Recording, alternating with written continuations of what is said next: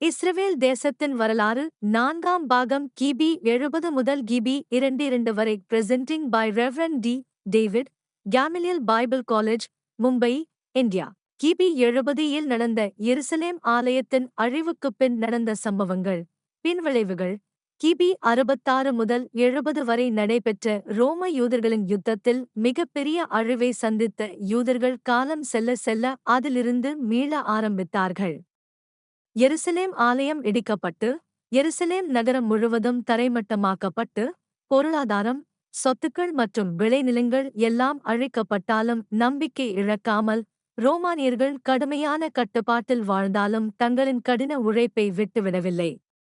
யோகன்னன் pen சகரியா, கிபி 70 இல் ரோமானியர்களால் எருசலேம் நகரம் முற்றுகையிடப்பட்ட காலத்தில் பல யூத தலைவர்கள் இந்த கிளர்ச்சியை நியாயப்படுத்தினாலும், வலிமையான ரோமானிய பேரரசை வெற்றி பெறுவது சாத்தியம் அல்ல என்பதை பல யூத தலைவர்கள் உணர்ந்ததால் இந்த கிளர்ச்சியை எதிர்த்தார்கள். இதில் யோகன்னன் பென் சகரியா என்ற யூத ரபி, எருசலேம் ஆலயம் சீக்கிரத்தில் அழிக்கப்படும் என்பதை வேதத்தின் மூலம் கண்டு கொண்டார். ஏசா 10:32 முதல் 34 வரை. வெஸ்பசியன் மற்றும் யோகன்னன், யூதர்கள் சந்திக்கப் போகும் பெரிய அழிவை தடுக்க யோகன்னன், ரோம தளபதி வெஸ்பேசியனுடன் ஆலோசனை நடத்தி, யூதர்களிடம் சமாதானம் ஏற்படுத்த கடும் முயற்சி மேற்கொண்டார். ஆனால் ரோமானியர்களிடம் சரணடைய வேண்டும் என்று கூறும் எவரும் தூக்கிலிடப்படுவார்கள் என்றும், யாரும் எருசலேமை விட்டு வெளியேறக்கூடாது என்று செலோத்தே தலைவர்கள் உத்தரவிட்டார்கள். இதை ஏற்றுக்கொள்ளாத யோகன்னன் மரித்துப் போன சடலமாக நடித்து, தனது சீடர்கள் மூலம் எருசலேமிலிருந்து வெளியேறி, வெஸ்பேசியனிடம் சரணடைந்து, அவரிடம் ஜாம்னியா கிராமத்தை யூதமத வேத பண்டிதர்கள் குடியிருக்கும் பகுதியாக ஒதுக்கிவிடுமாறு கேட்டுக்கொண்டதை வெஸ்பேசியன் ஏற்றுக்கொண்டார். ரபினிக் யூத மதத்தின் ஆரம்பம், ஜாம்னியா வேத கலாசாலை. யோகன்னன் பென் சகரியா ஜாம்னியா பகுதியில் கிபி 68 இல் ஒரு வேத பாடசாலையை ஆரம்பித்தார். பிற்காலத்தில் இது யூத மதத்தின் மையமாக மாறியது. யோகன்னன் பழைய ஏற்பாட்டிற்கு விளக்க உரையான மிஷ்னாவை எழுதினார். இவரது வேதகலா எருசலேமின் துயர சம்பவத்திலிருந்து தப்பிய வேத பண்டிதர்களை ஈர்த்தது. ஜாம்னியா பாடசாலையானது யூதர்களின் மிட்ராஷ் இலக்கியங்கள், மிஷ்னா, தால்முத் மற்றும் அகடா போன்ற இலக்கியங்களின் படிப்புகளுக்கு சிறந்த இடமாக விளங்கியது. தால்முத் என்பது ரபினிக் யூத மதத்தின் வேதாகம விளக்க உரைகள், யூத மதச் சட்ட திட்டங்கள், இறையியல் பாடங்கள், யூதமத சடங்கு மற்றும் சம்பிரதாயங்களின் ஆதாரமாகும். இது யூதர்களின் அன்றாட வாழ்க்கை நடைமுறைகள், விவசாயம், தொழில், பண்டிகைகள், விருந்து வைபங்கள், ஜபக்கோடுகைகள் மற்றும் திருமணங்கள் உள்ளிட்ட யூத கலாச்சார நெறிமுறைகளையும் விளக்குகிறது. ஜெப ஆலயம்.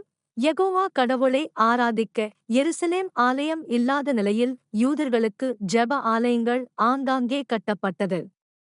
அங்கு கடவுளுக்கு ஆடு, மாடுகளை பலி செலுத்துவதற்கு பதிலாக ஜெபத்தை ஏறெடுக்க யோகன்னன் வலியுறுத்தினார். ஓசியா 6ஆம் அதிகாரம் வசனம் 6.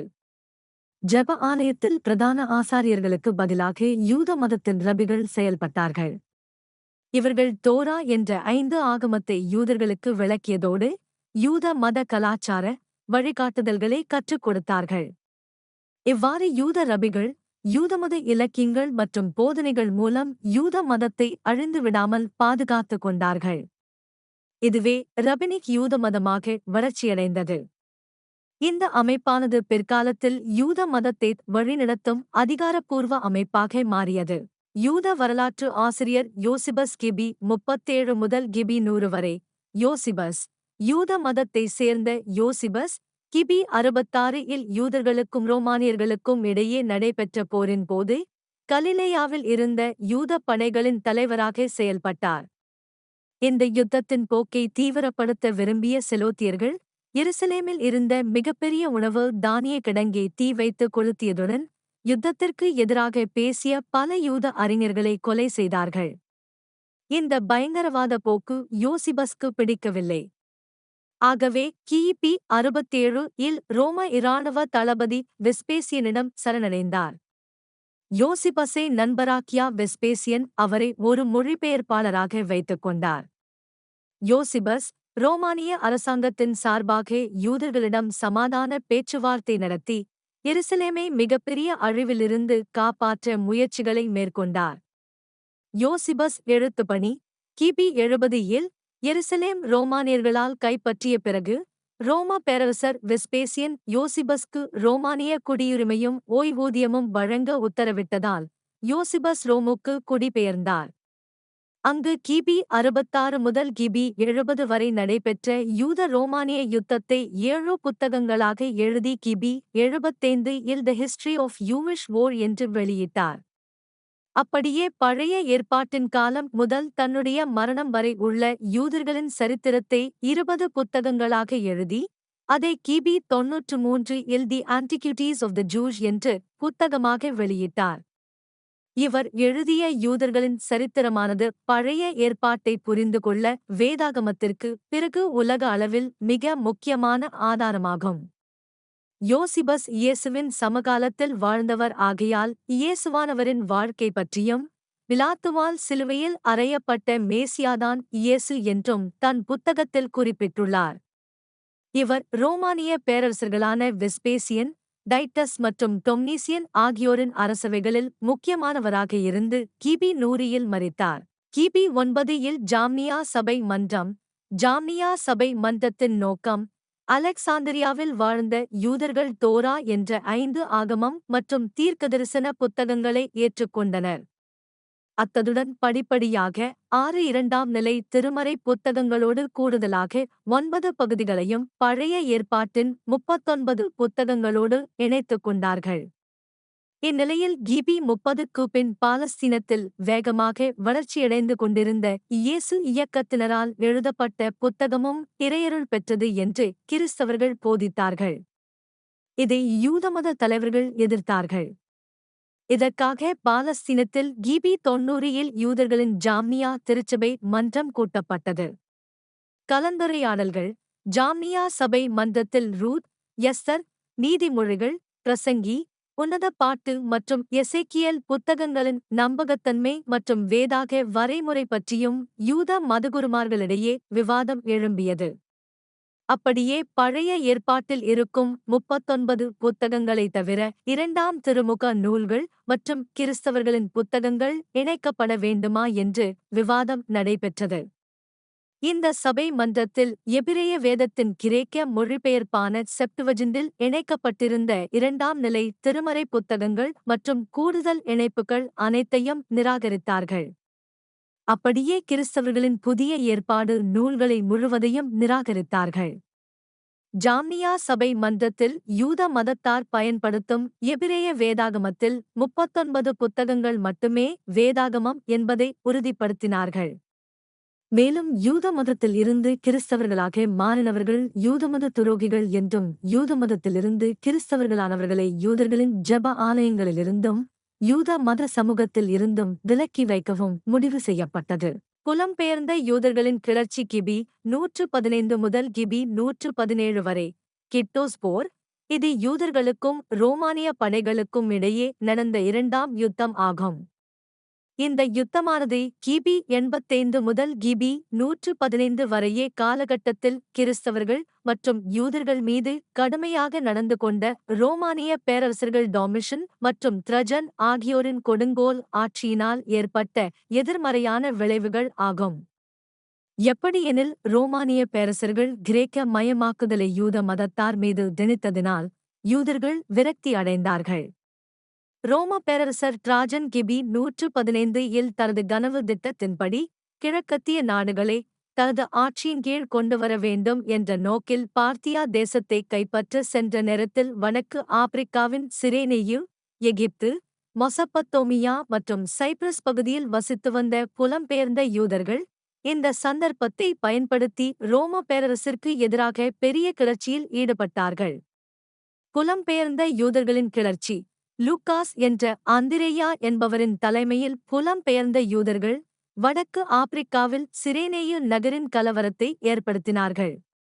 அப்போது யூத கிளர்ச்சியாளர்கள் ரோமானிய மற்றும் கிரேக்க தேவர்களான ஹெகேட், நெமெசிஸ், வியாழன், அப்பல்லோ, ஆர்டெமிஸ், புளூட்டோ, டெமிட்டா மற்றும் ஈசிஸ் ஆகிய தெய்வங்களின் கோவில்களை தீவைத்து எரித்து அங்கு வழிபட்டு கொண்ட ரோமா மற்றும் கிரேக்க பக்தர்களை கடுமையாக தாக்கி படுகொலை செய்தார்கள். இதில் உயிர் பிழைக்க எகிப்தின் அலெக்சாந்திரியாவுக்கு சென்ற யூதர்கள் அல்லாத புறஜாதிகள் அங்கிருந்த ரோமானியர்கள் மற்றும் கிரேக்கர்களுடன் சேர்ந்து அங்கு வசித்து வந்த யூதர்களை சிறைப்பிடித்து பலரை கொலை செய்தார்கள். இதை கேள்விப்பட்ட லூகாஸ் தலைமையிலான யூதர்களின் படைகள் அலெக்சாந்திரியாவுக்கு விரைந்தனர். அங்கே உள்ளூர் யூதர்களுடன் சேர்ந்து அங்கிருந்த கிரேக்கர்கள் மற்றும் ரோமானியர்களை பழிவாங்கினார்கள். பாம்பே கல்லறை யூத கிளர்ச்சியாளர்கள் கிமு 63 இல் எருசலேமை முதலாவது கைப்பற்றிய ரோமானிய தளபதி பாம்பேயின் கல்லறையை இடித்துப் போட்டு அலெக்சாந்திரியாவில் இருந்த ரோமானியர்களின் நினைவுச் சின்னங்கள் பலவற்றை தீக்கிரையாக்கி இடித்துப் போட்டார்கள். யூதர்களின் கிளர்ச்சியானது சைப்ரஸ் தீவிற்கும் பரவியதால் அங்கிருந்த யூதர்களும் ரோமானியர்கள் மற்றும் கிரேக்கர்களுக்கு எதிரான வன்முறையில் இறங்கினார்கள். இறுதியாக யூதர்களின் கிளர்ச்சி யூதேயாவிலும் பரவியதால் எருசலேமிலிருந்த கிரேக்கர்களும் ரோமானியர்களும் அதிக அளவில் படுகொலை செய்யப்பட்டார்கள். ரோம படையின் பதிலடி ரோமானிய பேரரசர் டிராஜன் அலெக்சாந்திரியாவில் யூத கிளர்ச்சியாளர்களை ஒடுக்க ரோமானிய ஆளுநர் குவிண்டஸ் மார்ஷஸ் என்பவர் தலைமையில் பெரும்படையை அனுப்பினார். இவர் சைப்ரஸ், எகிப்து மற்றும் சிறிய நாடுகளில் கிளர்ச்சி செய்த யூதர்களை தோற்கடித்து அவர்களில் 1,50,000 பேரை படுகொலை செய்து யூதர்களின் கிளர்ச்சியை அடக்கினார். இதனால் ரோமானிய பேரரசர் மார்சியஸ்க்கு பதவி உயர்வு கொடுத்து கிபி 117 இல் யூதேயாவின் ஆளுநராக நியமித்தார். இரத்த ஆறு கிட்டோஸ் யுத்தத்தில் ஏற்பட்ட அழிவு அளவிட முடியாதது ஆகும். எகிப்து மற்றும் சிரேனேயில் வசித்த 2,20,000 கிரேக்கர்கள், ரோமானியர்கள் மற்றும் யூதர்கள் படுகொலை செய்யப்பட்டனர். மேலும் 2,40,000 பேர் சைப்ரஸிலும் கொல்லப்பட்டனர். இதனால் சிரேனேயு மற்றும் சைப்ரஸ் பகுதிகளில் வசித்து வந்த யூத, கிரேக்க மற்றும் ரோமானிய ஜனத்தொகையை வெகுவாக குறைத்தன. ரோமா அரசாங்க முடிவு யூதர்களால் அழிக்கப்பட்ட கிரேக்க மற்றும் ரோமானிய கோயில்களின் புனரமைப்பு செலவுக்காக யூதர்களின் சொத்துக்களை பறிமுதல் செய்ய ரோம பேரரசன் டிராஜன் உத்தரவிட்டார். இந்த அழிவுக்கு யூதமதம்தான் காரணம் என்று குற்றம் சாட்டி யூதமதத்தை முழுவதும் ரோம பேரரசில் இருந்து அழிக்க துடிப்புடன் செயல்பட்டார். யூதமத அழிப்பு ரோம பேரரசனான ஹட்ரியன் என்பவர் யூத சிறை கைதிகளை அடிமைகளாக விற்க உத்தரவிட்டார். யூத மத குருமார்கள் ரோம பேரரசில் தோராவை போதிக்க தடை விதித்தார். ஜெப ஆலயங்களில் யூத குழந்தைகளுக்கு விருத்த சேதனம் செய்வதை தடை விதித்தார். யூதர்களின் புனித நூலான 5 ஆகமம் மற்றும் எபிரேய நாட்காட்டியை தடை செய்து யூத மத குருமார்களை தூக்கிலிட உத்தரவு பிறப்பித்தார். ரோம பேரரசில் இருந்த யூத ஜெப ஆலயங்களை ரோமானிய கோவில்களாக மாற்ற உத்தரவிட்டார். அதில் ரோமானிய தெய்வமாய வியாழன் மற்றும் தனது சிலைகளை நிறுவினார். சரித்திரத்தில் யூதேயா என்று அழைக்கப்பட்டு வந்த புவியியல் பகுதிகளை பாலஸ்தீனம் என்று பெயர் மாற்ற உத்தரவிட்டார். மேலும் யூத வம்சாவளியினர் அல்லது யூத மதத்தைச் சேர்ந்தவர்கள் எவரும் சைப்ரஸில் நுழைவது தடை விதித்தார். புலம்பெயர்ந்த யூதர்களின் முடிவு ரோம படைகளுக்கு எதிராக யூதர்கள் நடத்திய கிட்டோஸ் யுத்தம் காரணமாக வடக்கு ஆப்பிரிக்காவில் யூதர்கள் வாழ முடியாத சூழ்நிலை ஏற்பட்டது. இதனால் பலர் யூத மதத்தையும் பாரம்பரியங்களையும் விட்டுவிட்டு நாடோடி வாழ்க்கை நடத்தினார்கள். இப்படியாக ரோமானியர்களுக்கு எதிரான யூதர்களின் இரண்டாவது போர் கிபி 117 இல் முடிவுக்கு வந்தது. பார்கோபா கிளர்ச்சி கிபி 132 முதல் கிபி 136 வரை பார்கோபா கிளர்ச்சி, இது ரோமானிய படைகளுக்கு எதிராக யூதர்களை நடத்திய மூன்றாவது மற்றும் இறுதி போர் ஆகும். ரோம பேரரசுக்கு எதிராக யூதர்கள் கிபி 66 முதல் கிபி 73 வரை நடத்திய முதல் போர், கிபி 115 முதல் கிபி 117 வரை புலம்பெயர்ந்த யூதர்கள் நடத்திய இரண்டாம் யுத்தத்துக்குப் பின் கிபி 132 இல் யூதர்களுக்கு எதிரான மத, அரசியல் கலவரங்களின் விளைவாக மூன்றாம் யுத்தம் வெடித்தது. இந்த யுத்தத்திற்கு சைமன் பார்கோபா என்பவர் தலைமை தாங்கினார். சைமன் பார்கோபா, இவர் தாவீதின் வம்சாவளியை சேர்ந்தவர். பார்கோமா என்பது அராமேய மொழியில் எண்ணாகமம் அதிகாரம் 24 வசனம் 7 இன்படி நட்சத்திரத்தின் மகன் என்று அழைக்கப்பட்டார். இந்த பதமானது நட்சத்திரத்தை மேசியாவோடு ஒப்பிட்டு கூறுவதாகும். பார்கோபா தன்னை இளவரசர் என்ற பொருளில் அராமேய மொழியில் நாசி அழைத்துக் கொண்டார். இவருடைய கவர்ந்திழுக்கும் பேச்சுத் திறமையினால் ஈர்க்கப்பட்ட யூதர்கள் ரோமானியர்களுக்கு எதிரான யுத்தத்தில் வெற்றிக்கு நேராக அழைத்துச் செல்ல வாக்குதத்தம் செய்யப்பட்ட மேசியா என்று அநேக யூதர்கள் கருதினார்கள். கிளர்ச்சியின் காரணம் கிபி 131 இல் ரோமானிய பேரரசர் ஹட்ரியன் என்பவர் யூதர்களுக்கு ஆதரவாக இருந்து அவர்களை கிரேக்க மயமாக்கும் திணிப்பை கைவிட்டார். அப்படியே இடிக்கப்பட்ட எருசலேம் ஆலயத்தை மீண்டும் கட்டிக் கொடுப்பதாக உறுதியளித்தார். ஆனால் இடிக்கப்பட்ட எருசலேம் ஆலயத்தில் கிரேக்க கடவுளான வியாழனுக்கு ஒரு கோவில் கட்ட திட்டமிட்டிருப்பதைக் கண்டறிந்த யூதர்கள் ஹட்ரியனும் தங்களுக்கு துரோகம் செய்வதாக நினைத்தார்கள். இந்நிலையில் எருசலேமின் நகரத்தை மீண்டும் கட்டி எழுப்பி அதற்கு ஏலியா கேபிட்டாலினா என்று பெயரிட்டு அதை ரோமானியர்களின் குடியிருப்பு பகுதியாக ஹட்ரியன் மாற்றினார். இதற்கு யூதர்கள் கடும் எதிர்ப்பு தெரிவித்தார்கள். இதற்கு பதிலடி கொடுக்க விரும்பிய ஹட்ரியன் யூதர்கள் தோராவை படிப்பது, ஓய்வு நாள் அனுசரிப்பு, விருத்த சேதனம் செய்வது, யூத நியாய சங்கங்கள், ஜப ஆலயங்களில் சந்திப்பு மற்றும் பிற சடங்கு செய்யும் முறைகளை தடை செய்யும் யூதமத விரோத கட்டளைகளை ரோம பேரரசில் நடைமுறைப்படுத்த உத்தரவிட்டார். ரோமானிய கவர்னர் கிபி 131 இல் யூதேயாவின் ரோமானிய ஆளுநராக குவிண்டஸ் டைனியஸ் ரூஃபஸ் என்பவரை ஹட்ரியன் நியமித்தார். இவரும் யூதர்களுக்கு விரோதமாக கடுமையாக நடந்து கொண்டார். குயிண்டஸ் என்பவர் யூதர்களின் மதிப்பிற்குரிய மதகுருவான முதலாம் கமாலியேல் மீது தேசதுரோக குற்றச்சாட்டு கூறி அவருக்கு மரண தண்டனை வழங்கினார். மேலும் யூத மதகுருவான அக்கிவா என்பவரை அவமானப்படுத்தினார். யூதர்கள் எல்லோரும் ரோமானியர்களின் அடிமைகள் என்று கேவலப்படுத்தி அநேக யூத பெண்களிடம் பாலியல் அத்துமீறல் செய்தார். ஆளுநரான குயிண்டஸ் பல ஜபாலயங்களில் பன்றிகளை கொண்டு வந்து அசுத்தப்படுத்தினார். இது மூன்றாவது போருக்கு அழைத்துச் சென்றது. மூன்றாவது யுத்த ஆயத்தம். பார்கோபா தலைமையில் இருந்த யூதர்களின் படையானது இந்த முறை மிக கவனமாக கிளர்ச்சியை நடத்த திட்டமிட்டது. ரோமானியர்களின் கட்டுப்பாட்டிலிருக்கும் யூதேயாவை கைப்பற்றி எருசலேமின் ஆலயத்தை எப்படியாவது மூன்றாவது முறை கட்டிவிட வேண்டும் என்ற நம்பிக்கையோடு ரோம படைகளுக்கு எதிராக போர் நடத்துவதற்கு தேவையான ஆயுதங்களை சேகரித்தார்கள். இதற்காக கொரில்லா போர் செய்வதற்காக தங்களை ஆயத்தப்படுத்திக் கொண்டு யூதேயா முழுவதும் 350 மறைவிடங்களையும் மற்றும் சுரங்க பாதைகளையும் அமைத்தார்கள். ஒவ்வொரு யூதர்களின் வீடுகளிலும் பதுங்கு குழிகளை அமைத்துக் கொடுத்தார்கள். திடீர் தாக்குதல். கிபி 132 இல் கிளர்ச்சிக்கான எல்லா ஆயத்தத்தோடு ரோமானிய படைகளுக்கு எதிராக கொரில்லா போர் முறையில் கடுமையாக தாக்கி யூதேயாவில் இருந்த 50 ரோமானிய படைகளின் கோட்டைகளையும் எருசலேம் உட்பட சுமார் 985 மதில் சூழப்படாத நகரங்களையும் கிராமங்களையும் விரைவாக கைப்பற்றினார்கள். யூதர்களின் இந்த கிளர்ச்சியில் ரோமானிய படைகள் நிலைகுலைந்து போயின. இதனால் மத்திய யூதேயாவிலிருந்து ஆரம்பமான கிளர்ச்சியானது யூதேயா முழுவதும் ரோமானிய படைகளுக்கு எதிரான வேகமாக பரவியது. 6. கிறிஸ்தவர்களுக்கு எதிராக யூதர்கள் ரோமானிய படைகளுக்கு எதிராகவும் யூதர்களுக்கு ஆதரவாகவும் செயல்படும்படி சைமன் பார்கோபா கிறிஸ்தவர்களை கேட்டுக்கொண்டார்.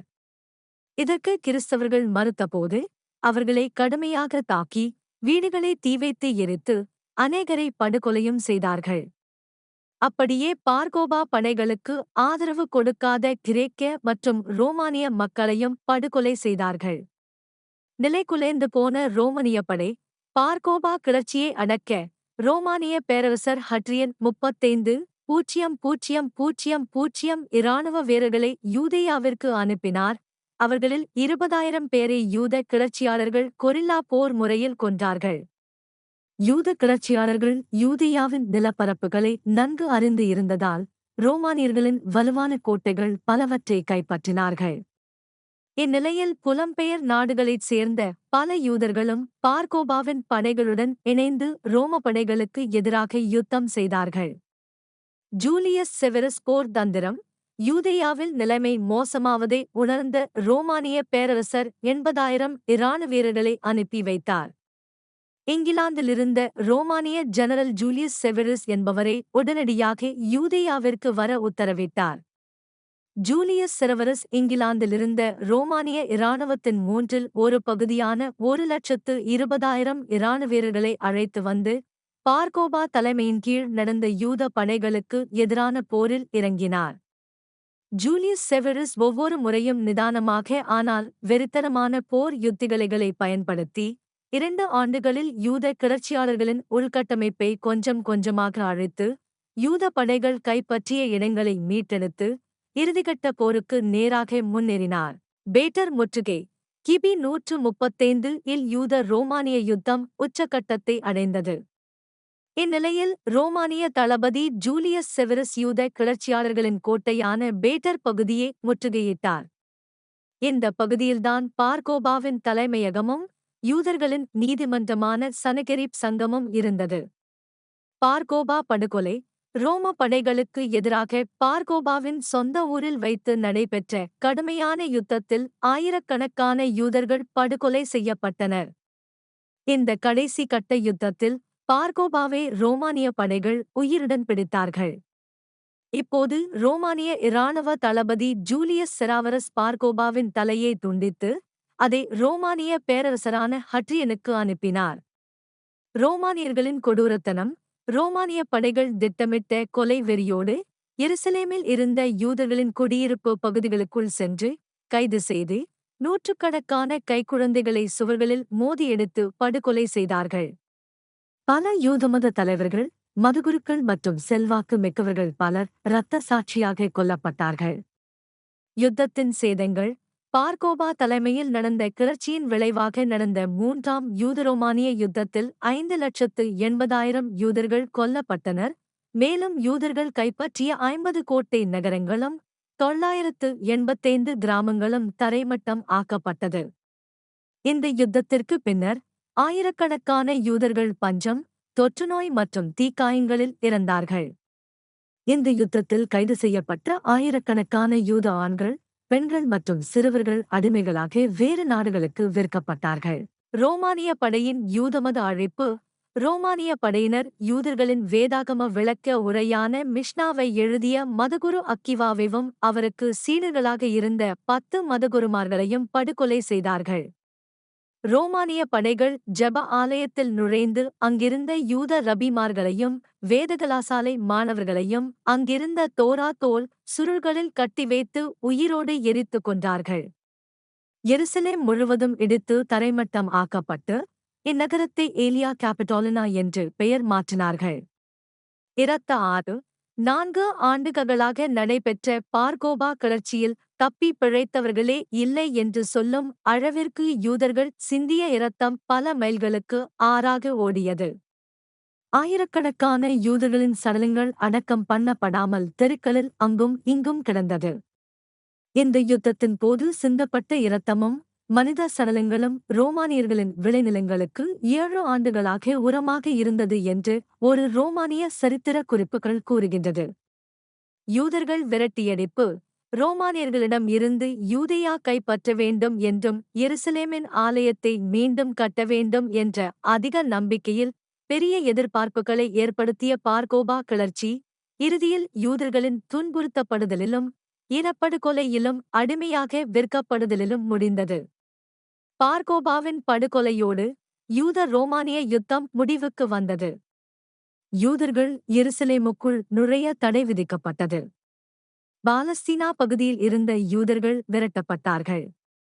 ரோம பேரரசின் அரசியல் கெடுபிடிகள் காரணமாக உலகின் பல நாடுகளுக்கு புலம்பெயர ஆரம்பித்தார்கள். இப்படியாக யூதேயாவின் நிலப்பரப்பு பகுதியில் இருந்த பண்டைய இஸ்ரவேலின் அரசியல் வரலாறு முடிவுக்கு வந்தது. தேசிய அழுகை தினம் பார்கோபா கிளர்ச்சியின் விளைவாக யூதர்கள் எருசலேமுக்குள் குடியிருக்கவும் நுழையவும் கிபி 137 இல் ரோமானிய பேரரசால் தடை விதிக்கப்பட்டது. இந்நிலையில் கிபி 145 இல் பார்கோபா கிளர்ச்சியில் உயிரிழந்த யூதர்களுக்கு நினைவஞ்சலி செலுத்த கிரகோரியன் நாள்காட்டியில் ஜூலை அல்லது ஆகஸ்ட் மாதத்தில் அல்லது யூதர்களின் ஏவி மாதம் 9ஆம் தேதி மட்டும் எருசலேமுக்குள் நுழைய ரோமானிய பேரரசு அனுமதி கொடுத்தது. இந்த நாளில் யூதர்கள் உபவாசம் இருந்து கிமு 586 நடைபெற்ற எருசலேமின் முதல் ஆலய இடிப்பு மற்றும் கிபி 7 நடைபெற்ற இரண்டாவது ஆலய இடிப்பு மற்றும் மேசியாவாக எதிர்பார்க்கப்பட்ட பார்கோபாவையும் நினைவுகூர்ந்து பிரார்த்தனை செய்து வந்தார்கள். கள்ள கிறிஸ்துகள் பார்கோபா கிளர்ச்சிக்கு பின்னர் யூதர்கள் மற்றும் கிறிஸ்தவர்கள் எருசலேமுக்குள் நுழைவதற்கு ரோம அரசாங்கம் தடை விதித்தது. பார்கோபா கிளர்ச்சிக்கு பின்பு கிறிஸ்தவ மதம் யூத மதத்தை விட உயர்ந்தது என்ற நிலை உண்டாயிற்று. ஏனெனில் பார்கோபாவை திருச்சபையானது தோற்றுபோன மேசியா என்று அழைக்க ஆரம்பித்தார்கள். அப்படியே ஆதி திருச்சபை தலைவர்கள் யூத மதத்திற்கு எதிராக பேசவும் எழுதவும் போதிக்கவும் ஆரம்பித்தார்கள். சுதந்திர போராட்ட வீரர் யூத மதத்தை சேர்ந்தவர்கள் பார்கோபாவை இஸ்ரவேல் தேசத்தின் முன்னோடி சுதந்திர போராட்ட வீரராக இன்றும் கருதுகிறார்கள்.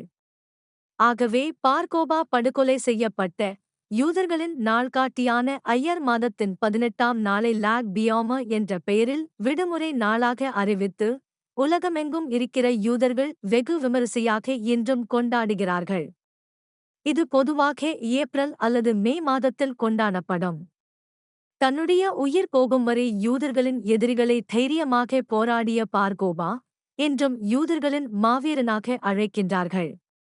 பார்கோபாவின் கிளர்ச்சியானது யூதர்களின் வரலாறு மற்றும் யூத மத தத்துவங்களிலும் பெரிய தாக்கத்தை ஏற்படுத்தியுள்ளது என்பதை மறுக்க முடியாது. அரசியல் காரணங்களுக்காக கிபி 137 முதல் கிபி 1948 வரையேயான புலம்பெயர்ந்த யூதர்களின் வாழ்க்கை. புலம்பெயர்ந்த யூதர்கள் கிபி 137 ரோமானிய பேரரசன் ஹட்ரியனால் யூதேயாவிலிருந்து விரட்டியடிக்கப்பட்ட யூதர்கள் தங்கள் மூதாதையர்களின் தேசத்திலிருந்து வெளியேறி உலகின் பல்வேறு பகுதிகளில் புலம்பெயர்ந்து சென்று குடியேற ஆரம்பித்தார்கள். அப்போது புலம்பெயர்ந்த யூதர்கள் அடுத்த 1800 ஆண்டுகளுக்கு பரதேசியாய் நாடோடியாய் பல்வேறு நாடுகளில் வாழ வேண்டியதாயிற்று. பரதேசி வாழ்க்கை யூதர்கள் தாங்கள் புலம்பெயர்ந்த நாடுகளின் சூழ்நிலைக்கு தக்கவாறு தங்களை மாற்றிக்கொண்டார்கள். எருசலேம் ஆலயமும் ஆசாரியர்களும் இல்லாத நிலையில் யூத ரபிமார்கள் மத காரியங்களில் முக்கியத்துவம் பெற்றார்கள். எங்கெல்லாம் 10 குடும்பங்கள் வசித்தார்களோ அங்கு ஒரு ஜெப ஆலயங்களை நிறுவி யூதமத வழிபாடுகளை ஆசரித்து கலாச்சாரத்தையும் தங்கள் தேசிய அடையாளத்தையும் பாதுகாத்துக் கொண்டார்கள். யூத ரபிகள் தோரா மற்றும் தல்முத் போதனைகளை சிறுவர்களுக்கு கற்றுக் கொடுத்தார்கள். ஜெபாலயங்கள் யூதர்களின் மத வாழ்க்கை, சிந்தனை மற்றும் பாரம்பரியம் போன்றவற்றை புதுப்பிப்பதற்கான இடமாக மாறியது. ஜாமியா நகரம் சனகெரிப் சங்க தலைமையிடமாகவும் மாறியது. யூத எதிர்ப்பு அல்லது ஆன்டிசெமிட்டிசம் உலகம் முழுவதும் புலம்பெயர்ந்து சென்ற யூதர்கள் மத்திய தரைக்கடல் பகுதி, தென்கிழக்கு ஆசியா, ஆப்பிரிக்கா, மத்திய ஐரோப்பா, ரஷ்யா மற்றும் இறுதியில் அமெரிக்கா போன்ற நாடுகளுக்கும் சென்று குடியேறினர். இவர்கள் வெளிநாடுகளில் குடியிருந்தாலும் அந்த நாட்டில் வாழ்ந்த மண்ணின் மைந்தர்கள் யூதர்களை ஒருபோதும் சொந்த மக்களாக ஏற்றுக்கொள்ளவில்லை. யூதர்கள் தங்கள் சொந்த தேசத்தில் வாழ முடியாத சூழ்நிலையில் அந்நியர்களாக, பரதேசிகளாக, அடிமைகளாக, இரண்டாம்தர குடிமக்களாக மற்ற நாட்டுகளில் தஞ்சம் புகுந்து சுதந்திர காற்றை சுவாசிக்க முடியாமல் போனார்கள். புலம்பெயர்ந்த நாடுகளில் யூதர்களுக்கு விரோதமாக நடந்த துன்புறுத்தல்களை சரீர அளவிலும் உளவியல் ரீதியாகவும் சொல்லொன்னா துயரம் அனுபவித்தார்கள். Jewish diaspora map image.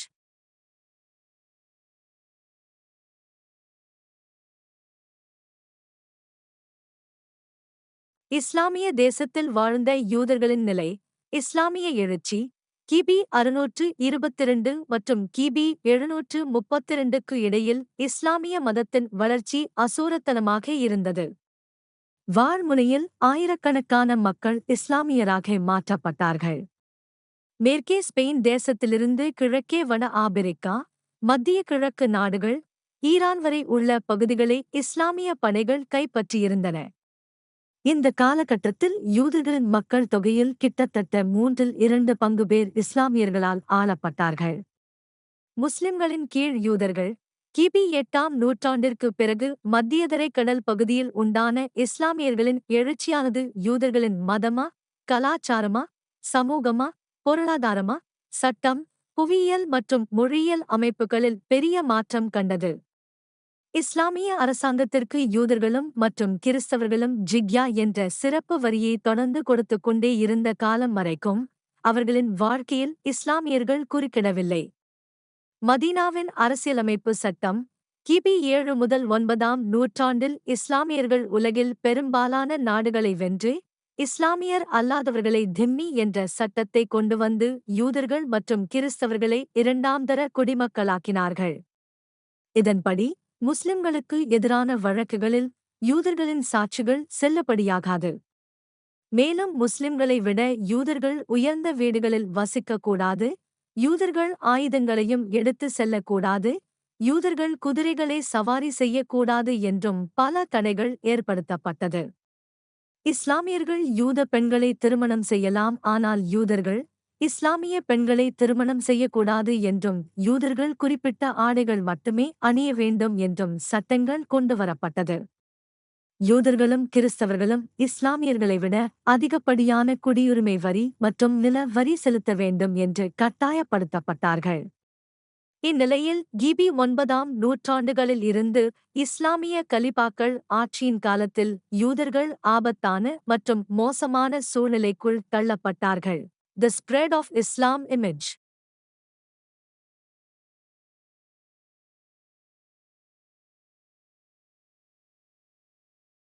யூத எதிர்ப்பு அல்லது ஆன்டிசெமிட்டிசம் என்றால் என்ன? யூத எதிர்ப்பு இது பொதுவாக யூதர்கள் என்ற ஒரே காரணத்திற்காக அவர்களுக்கு விரோதமான போக்குகள், தவறான கண்ணோட்டம், இழிவாக பேசுவது, இழிவாக எண்ணுதல் மற்றும் அவர்களிடம் பாரபட்சம் காட்டுவது போன்றவை ஆகும். யூத விரோதத்தின் வெளிப்பாடு யூதர்களை வெறுப்பதற்கு கிறிஸ்தவர்கள் கூறிய 6 பெரிய காரணங்கள். 1.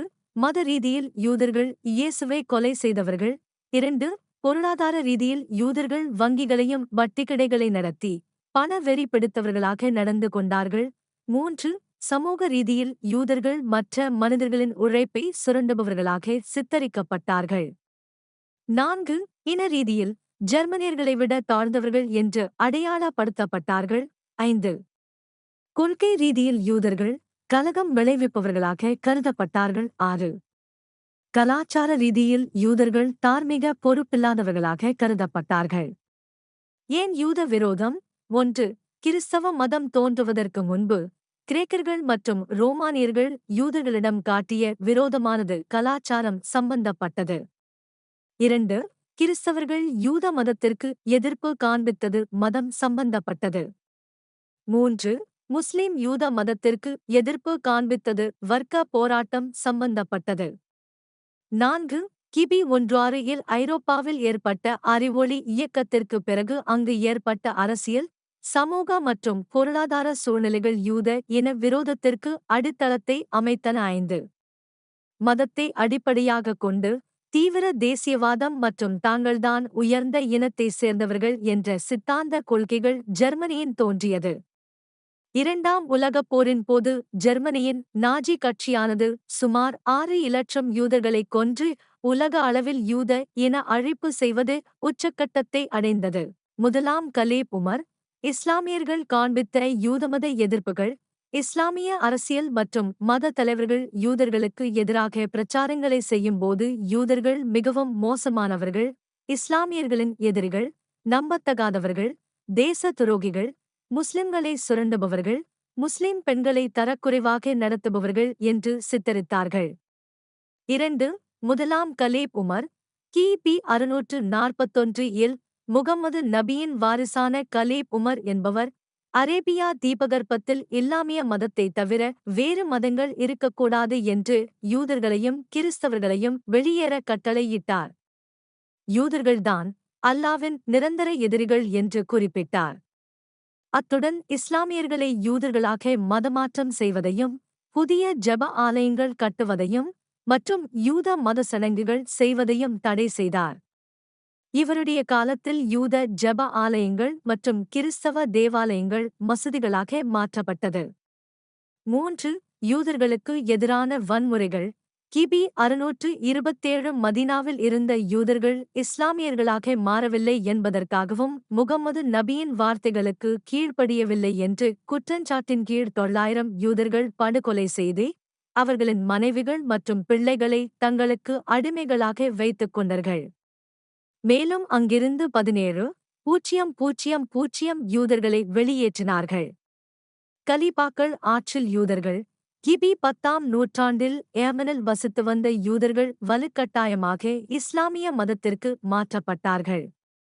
யூத மதம் தவறான நம்பிக்கையை போதிக்கிறது, ஆகவே இதை தடை செய்ய வேண்டும் என்று கலீபாக்கள் கூறி யூதர்களை வெறுத்து அவர்களுக்கு எதிராக வன்முறையில் ஈடுபட்டார்கள்.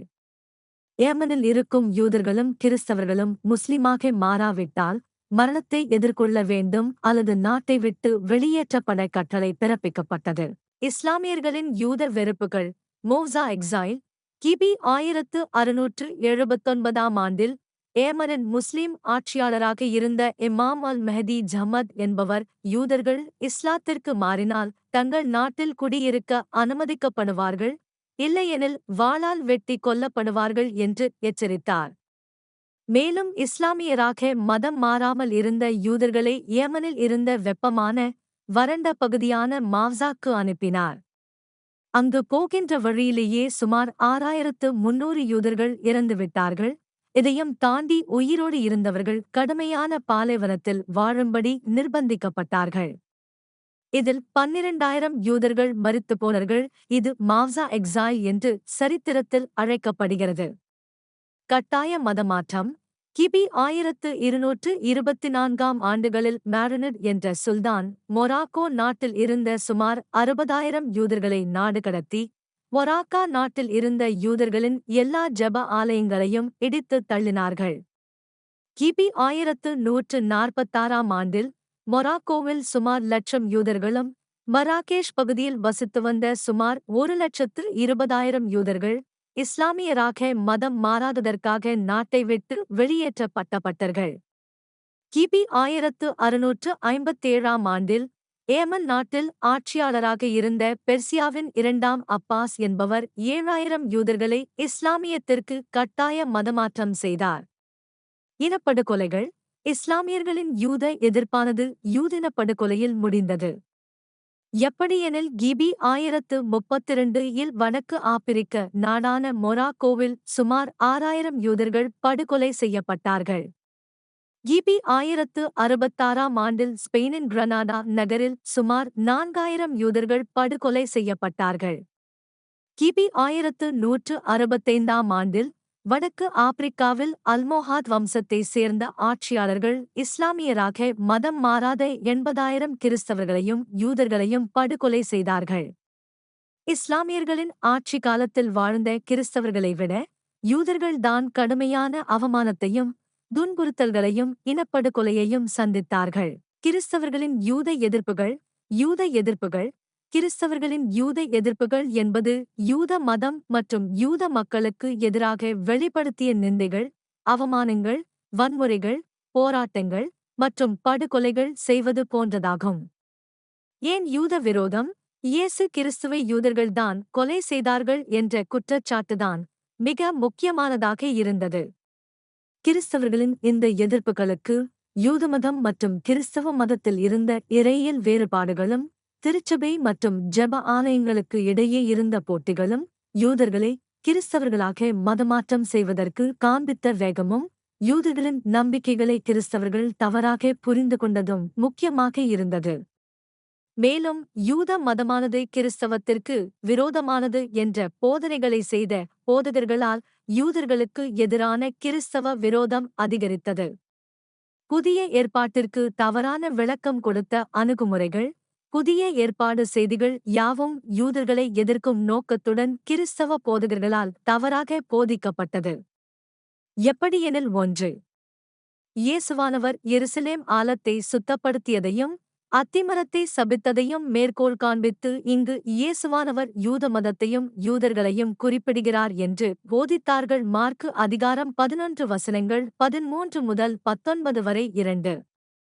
மாற்கு அதிகாரம் 12 வசனங்கள் 1 முதல் 12 வரையேயான திராட்சை தோட்ட உவமையில் குறிப்பிடப்பட்ட குத்தகைதாரர்களை யூதர்களாக சித்தரித்தார்கள். 3.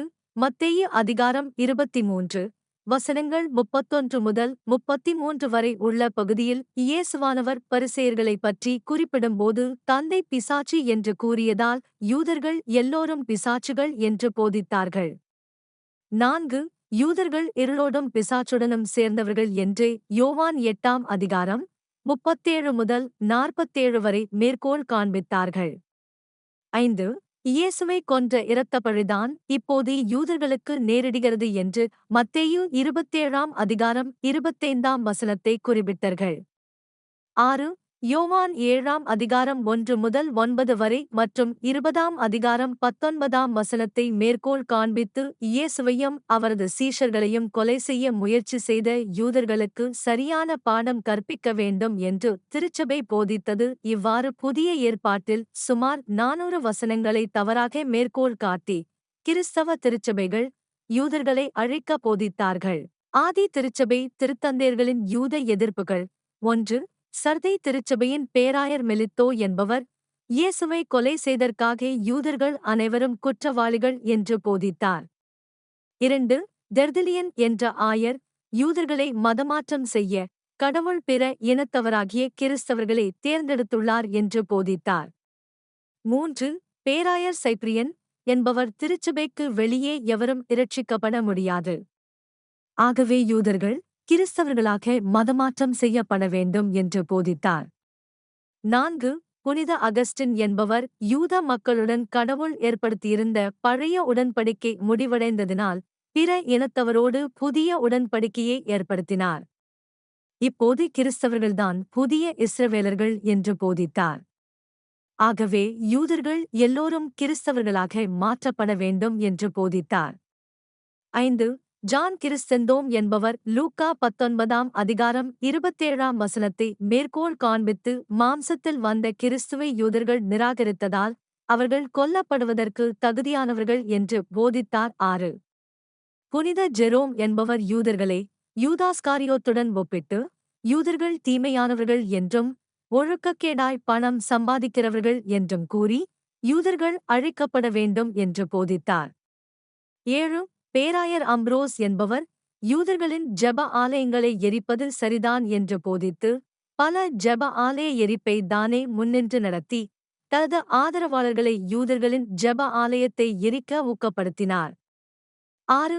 திருச்சபையின் வெறுப்பு. யூதர்களுக்கு எதிரான ஆதி திருச்சபையின் போதனைகளும் எழுத்துக்களும் இடைக்கால திருச்சபை சரித்திரத்திலும் பெரிய தாகத்தை ஏற்படுத்தி யூதர்கள் மீதான கிறிஸ்தவ அணுகுமுறைகளை எதிர்மறையாக மாற்றியது. இதனால் யூத மதத்தார் பலமுறை திருச்சபைகள் மூலமாக துன்புறுத்தல்களை சந்தித்தார்கள். யூதர்களுக்கு எதிரான சட்டங்கள். யூதர்களுக்கு எதிராக சபைகள் கிறிஸ்தவ திருச்சபை மன்றங்கள் மூலம் ரோமானிய பேரரசில் சட்டங்களை இயற்றினார்கள். 1 கிபி 306 நடந்த எல்விரா திருச்சபை மன்றத்தில் கிறிஸ்தவர்களுக்கும் யூதர்களுக்கும் இடையே திருமணம் நடைபெறுவது தடை செய்யப்பட்டது. 2. கிபி 341 நடந்த அந்தியோகியா திருச்சபை மன்றத்தில் கிறிஸ்தவர்கள் யூதர்களுடன் சேர்ந்து பஸ்கா பண்டிகை கொண்டாடுவது தடை செய்யப்பட்டது. 3. கிபி 363 லவோதிக்கேயாவில் நடைபெற்ற திருச்சபை மன்றத்தில் கிறிஸ்தவர்கள் யூதர்களின் ஓய்வு நாளில் கலந்து கொள்வது தடை செய்யப்பட்டது. 4. கிபி 380 ரோமானிய பேரரசர் முதலாம் தியோடோசியஸ் என்பவர் யூதர்கள், கிறிஸ்தவ மற்றும் ரோமானிய அடிமைகளை விருத்தசேதனம் செய்வதை தடை செய்து கிறிஸ்தவர்களை யூத மதத்திற்கு மாற்றுவதும் சட்டவிரோதம் என்று அறிவித்தார். 5. கிபி 438 நடைபெற்ற திருச்சபை மன்றத்தில் யூதர்களுக்கு ரோமானிய பேரரசில் அரசாங்க வேலை மற்றும் இராணுவத்தில் சேருவது தடை விதிக்கப்பட்டது. அப்படியே யூதர்கள் வழக்கறிஞர் தொழிலில் ஈடுபடுவதற்கும் தடை விதிக்கப்பட்டது. சிலுவை போரில் யூத இனப்படுகொலைகள். கிபி 1096ஆம் ஆண்டில் கிறிஸ்தவத்தின் எதிரிகள் நம் அருகே வாழும்போது ஏன் வெளிநாடுகளில் போரிட வேண்டும் என்று போப்பாண்டவர் கூறியதால் ஜெர்மனியின் ராய்ன்லண்ட் நகரில் சுமார் 800 யூதர்கள் கொல்லப்பட்டார்கள். கிபி 1126 ஜெர்மனியின் வார்ம்ஸ் நகரில் இருந்த ஜெப ஆலயத்தை கிறிஸ்தவர்கள் தாக்கி அங்கிருந்த 800 யூதர்களை படுகொலை செய்தார்கள். ஜெர்மனியின் மேஜ் நகரில் யூதர்களை கிறிஸ்தவர்களாக வலுக்கட்டாயமாக மதமாற்றம் செய்யும்போது 1200 யூதர்கள் தற்கொலை செய்து கொண்டார்கள். மேலும் இதை எதிர்த்த 5000 யூதர்கள் படுகொலை செய்யப்பட்டனர்.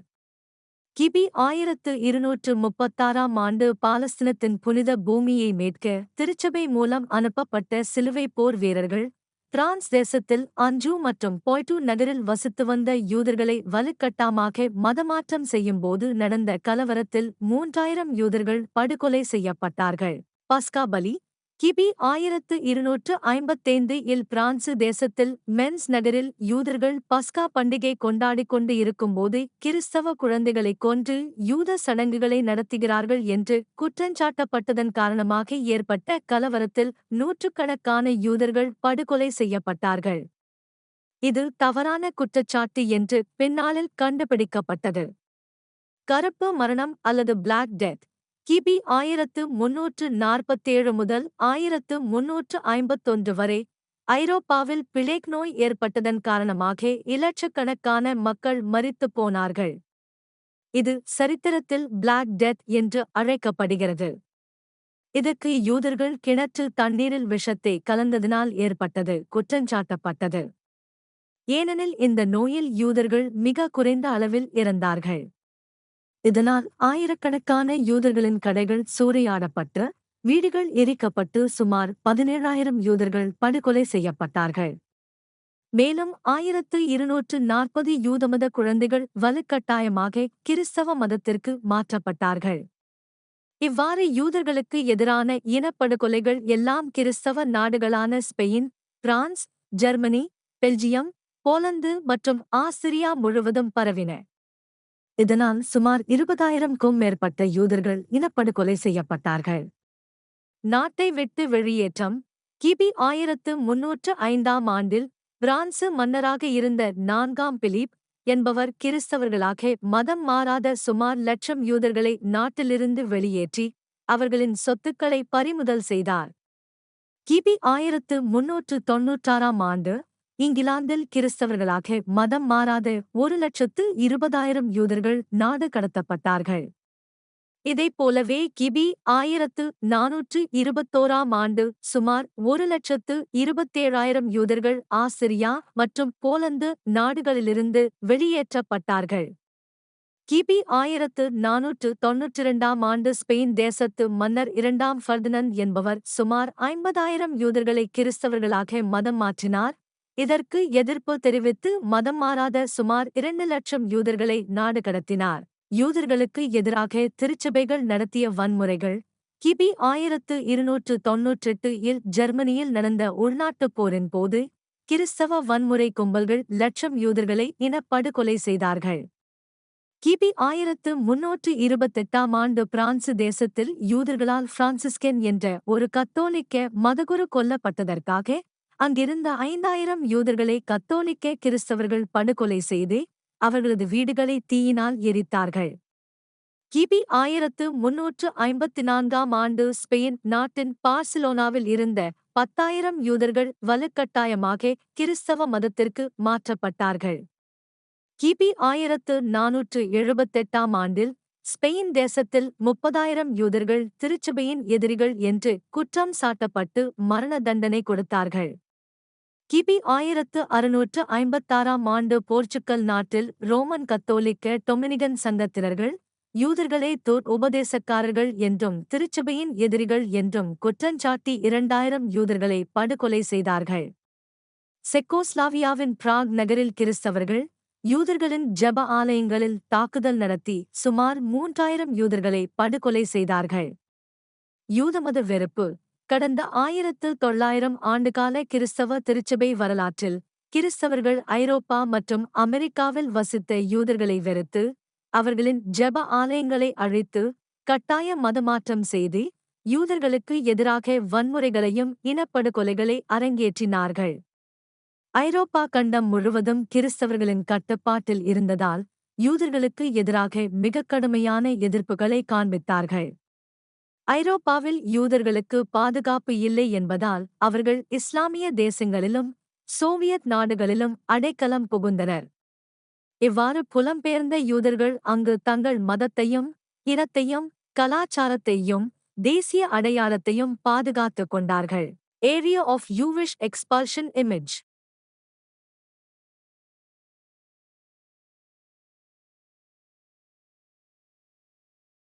யூதர்களுக்கு எதிராக மார்ட்டின் லூத்தர், இவர் சீர்திருத்த திருச்சபையின் தந்தை என்று அழைக்கப்படுகிறார். கிபி 16ஆம் நூற்றாண்டில் திருச்சபையில் ஏற்பட்ட சீர்திருத்தம் காரணமாக யூதர்கள் எல்லோரும் கிறிஸ்தவர்களாக மதம் மாறிவிடுவார்கள் என்று எதிர்பார்த்தார். ஆனால் அப்படி எதுவும் நடக்காததால் யூதர்களுக்கு எதிராக பல்வேறு அறிக்கைகளை வெளியிட்டார். ஜெர்மனி தேசத்தின் பல இடங்களுக்கும் சென்று யூதர்களுக்கு எதிராக லூத்தர் பிரச்சாரம் செய்தார்.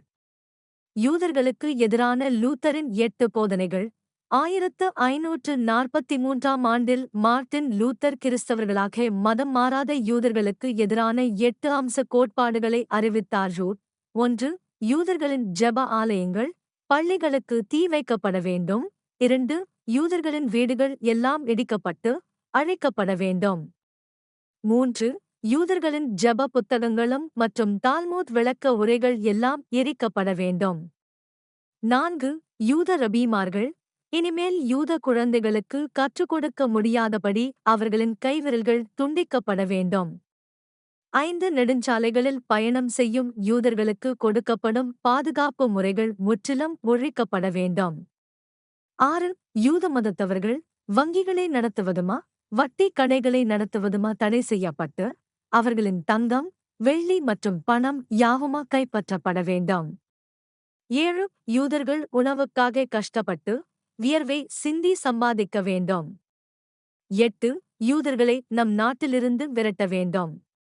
லூத்தரின் ஆதரவாளர்கள் மார்ட்டின் லூத்தரின் தொண்டர்கள் யூதர்களுக்கு விரோதமாக போராட்டங்களை நடத்தி 1572 இல் ஜெர்மனியின் பெர்லின் நகரில் இருந்த யூதர்களின் ஜெப ஆலயத்தை தீயிலிட்டு கொளுத்தி அங்கிருந்த எல்லா யூதர்களையும் விரட்டிவிட்டார்கள். மார்ட்டின் லூதர் போதித்த ஜெர்மனி ஆலயத்தில் யூதர்களை சித்தரிக்க பன்றியின் பால் மற்றும் சிறுநீர் உறிஞ்சுபவர்களாக கொண்ட சிற்பங்கள் வைக்கப்பட்டது. இதன் மூலம் யூதர்கள் எவ்வாறு கிறிஸ்தவர்களால் பார்க்கப்பட்டார்கள் என்பதை காண முடியும். யூதர்களுக்கு சோவியத் யூனியனில் எதிர்ப்பு பேர் செட்டில்மெண்ட் யூதர்கள் கிபி 16ஆம் நூற்றாண்டில் மேற்கு ஐரோப்பாவில் யூதர்களுக்கு எதிராக கட்டாய மதமாற்றமும் இன அழிப்பினால் இலட்சக்கணக்கான யூதர்கள் சோவியத் யூனியனுக்கு புலம்பெயர்ந்தார்கள். இவர்களில் பெரும்பாலோர் வறுமையில் வாழ்ந்து கொண்டிருந்தார்கள். புலம்பெயர்ந்த யூதர்கள் ரஷ்ய நகரத்திற்குள் நுழையாமல் இருக்கும்படி அவர்களை தனிமைப்படுத்தி உக்ரைன், பெலாரஸ், லிதுவேனியா மற்றும் போலந்து நாடுகளின் ஒதுக்குப்புறத்தில் குடியமர்த்தினார்கள். இது பேல் ஆஃப் செட்டில்மெண்ட் என்று சரித்திரத்தில் அழைக்கப்படுகிறது. இவ்வாறு 1880 இல் சுமார் 50 இலட்சம் யூதர்கள் சோவியத் யூனியனில் வாழ்ந்து வந்தார்கள். சோவியத் யூனியனில் யூத எதிர்ப்புகள் கிபி 1881ஆம் ஆண்டு மார்ச் 13 இன் தேதி சோவியத் யூனியனின் மன்னர் சார் அலெக்சாந்தர் படுகொலை செய்யப்பட்டார். இந்த படுகொலையில் சில யூதர்களுக்கு பங்கு உண்டு என்று குற்றஞ்சாட்டி யூதர்களுக்கு எதிரான அடக்குமுறைகள் மிகவும் தீவிரப்படுத்தப்பட்டது. இந்நிலையில் உக்ரைன் பகுதியின் தென்மேற்கு மாகாணங்களின் 166 நகரங்களில் சுமார் 5000 யூத ஆண்கள், பெண்கள் மற்றும் குழந்தைகள் இனப்படுகொலை செய்யப்பட்டார்கள். மே சட்டங்கள் கிபி 1882 இல் சோவியத் யூனியனின் புதிய மன்னராக 3ஆம் சார் அலெக்சாண்டர் பதவியேற்றார்.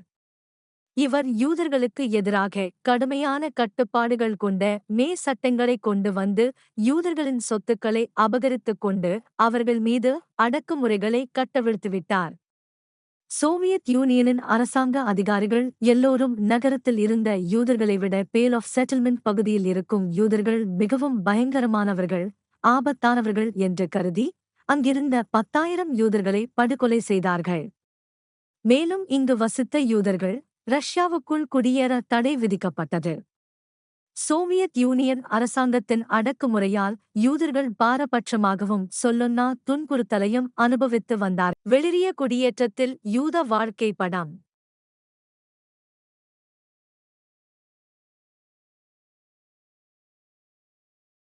ஆடிசா படுகொலை சோவியத் யூனியனின் உக்ரேன் பகுதிகளில் 1903 முதல் 1906 வரை யூதர்களுக்கு விரோதமாக தொடர் படுகொலைகள் நடத்தப்பட்டது.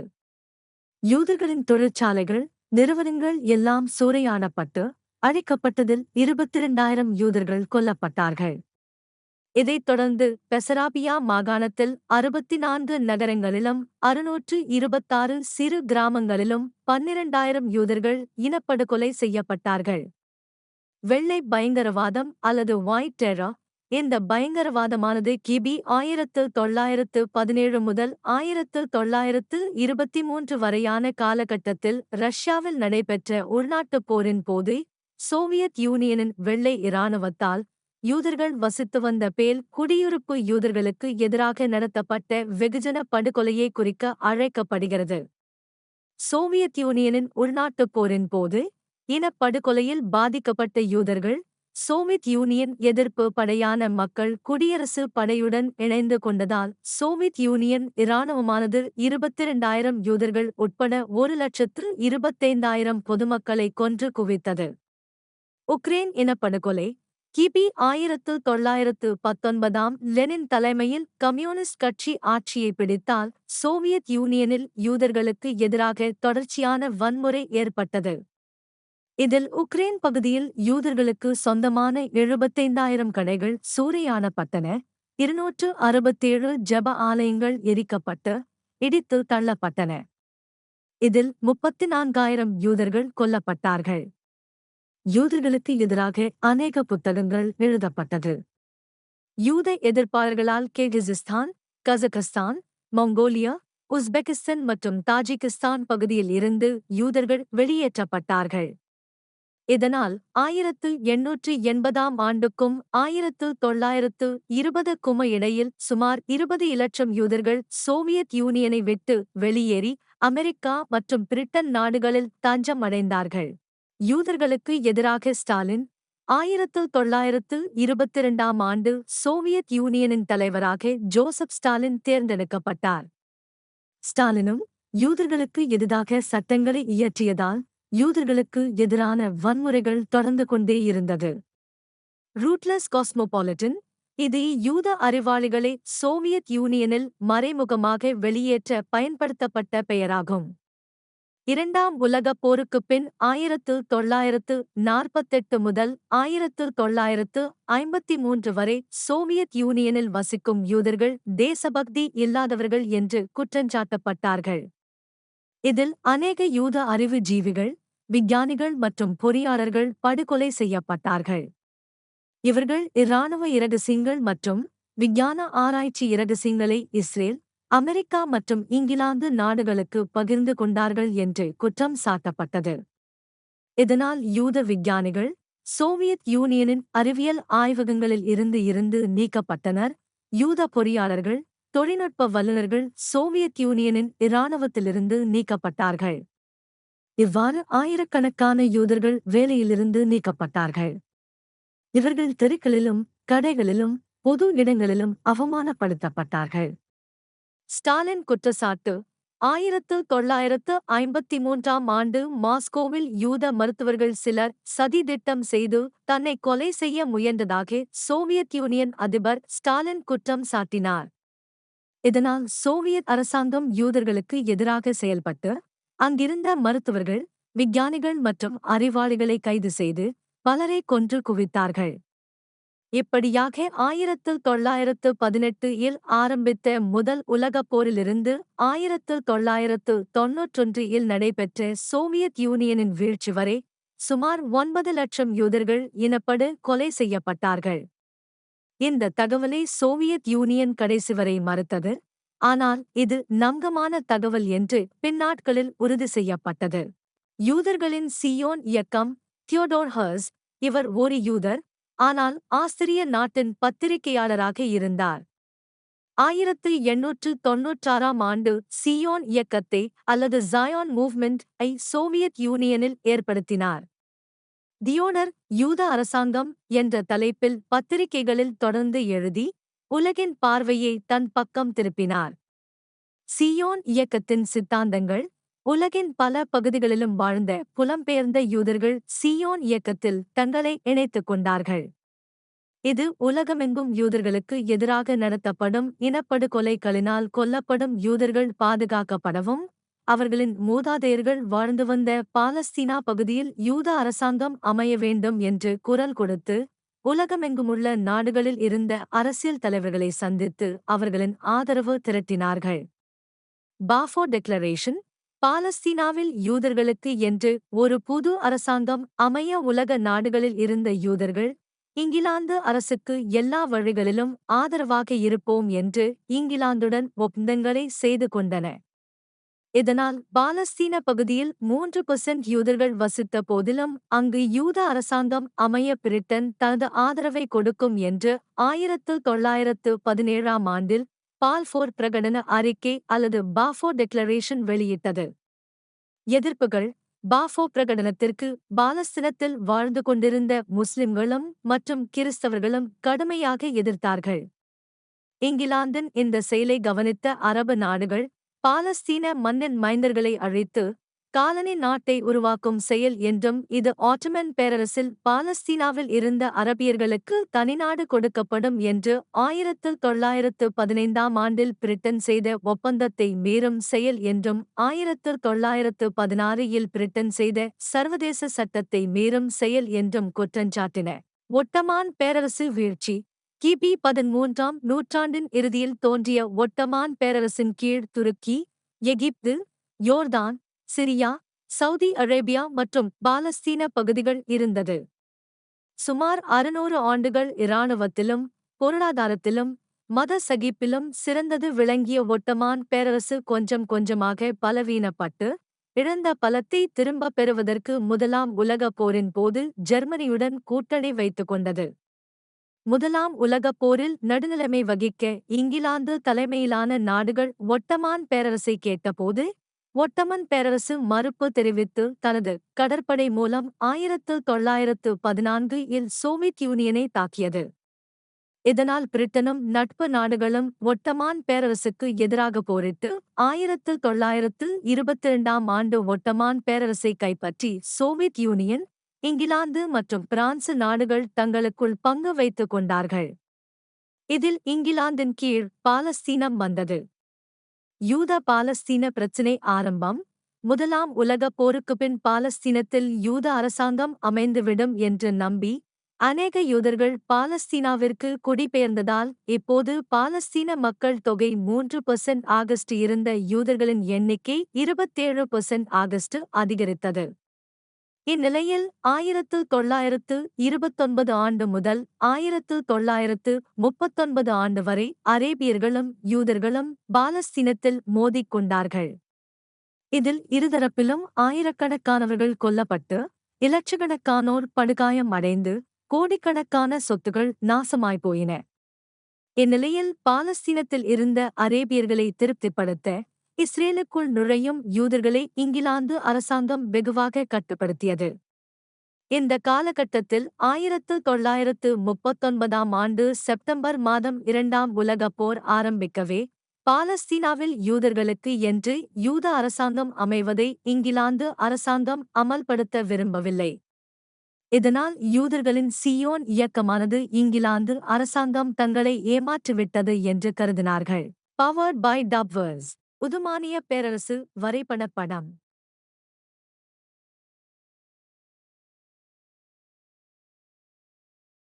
டார்வினின் சமூக கோட்பாடுமா யூத எதிர்ப்புமா? உயிரின பரிணாம வளர்ச்சி கோட்பாடுகள்.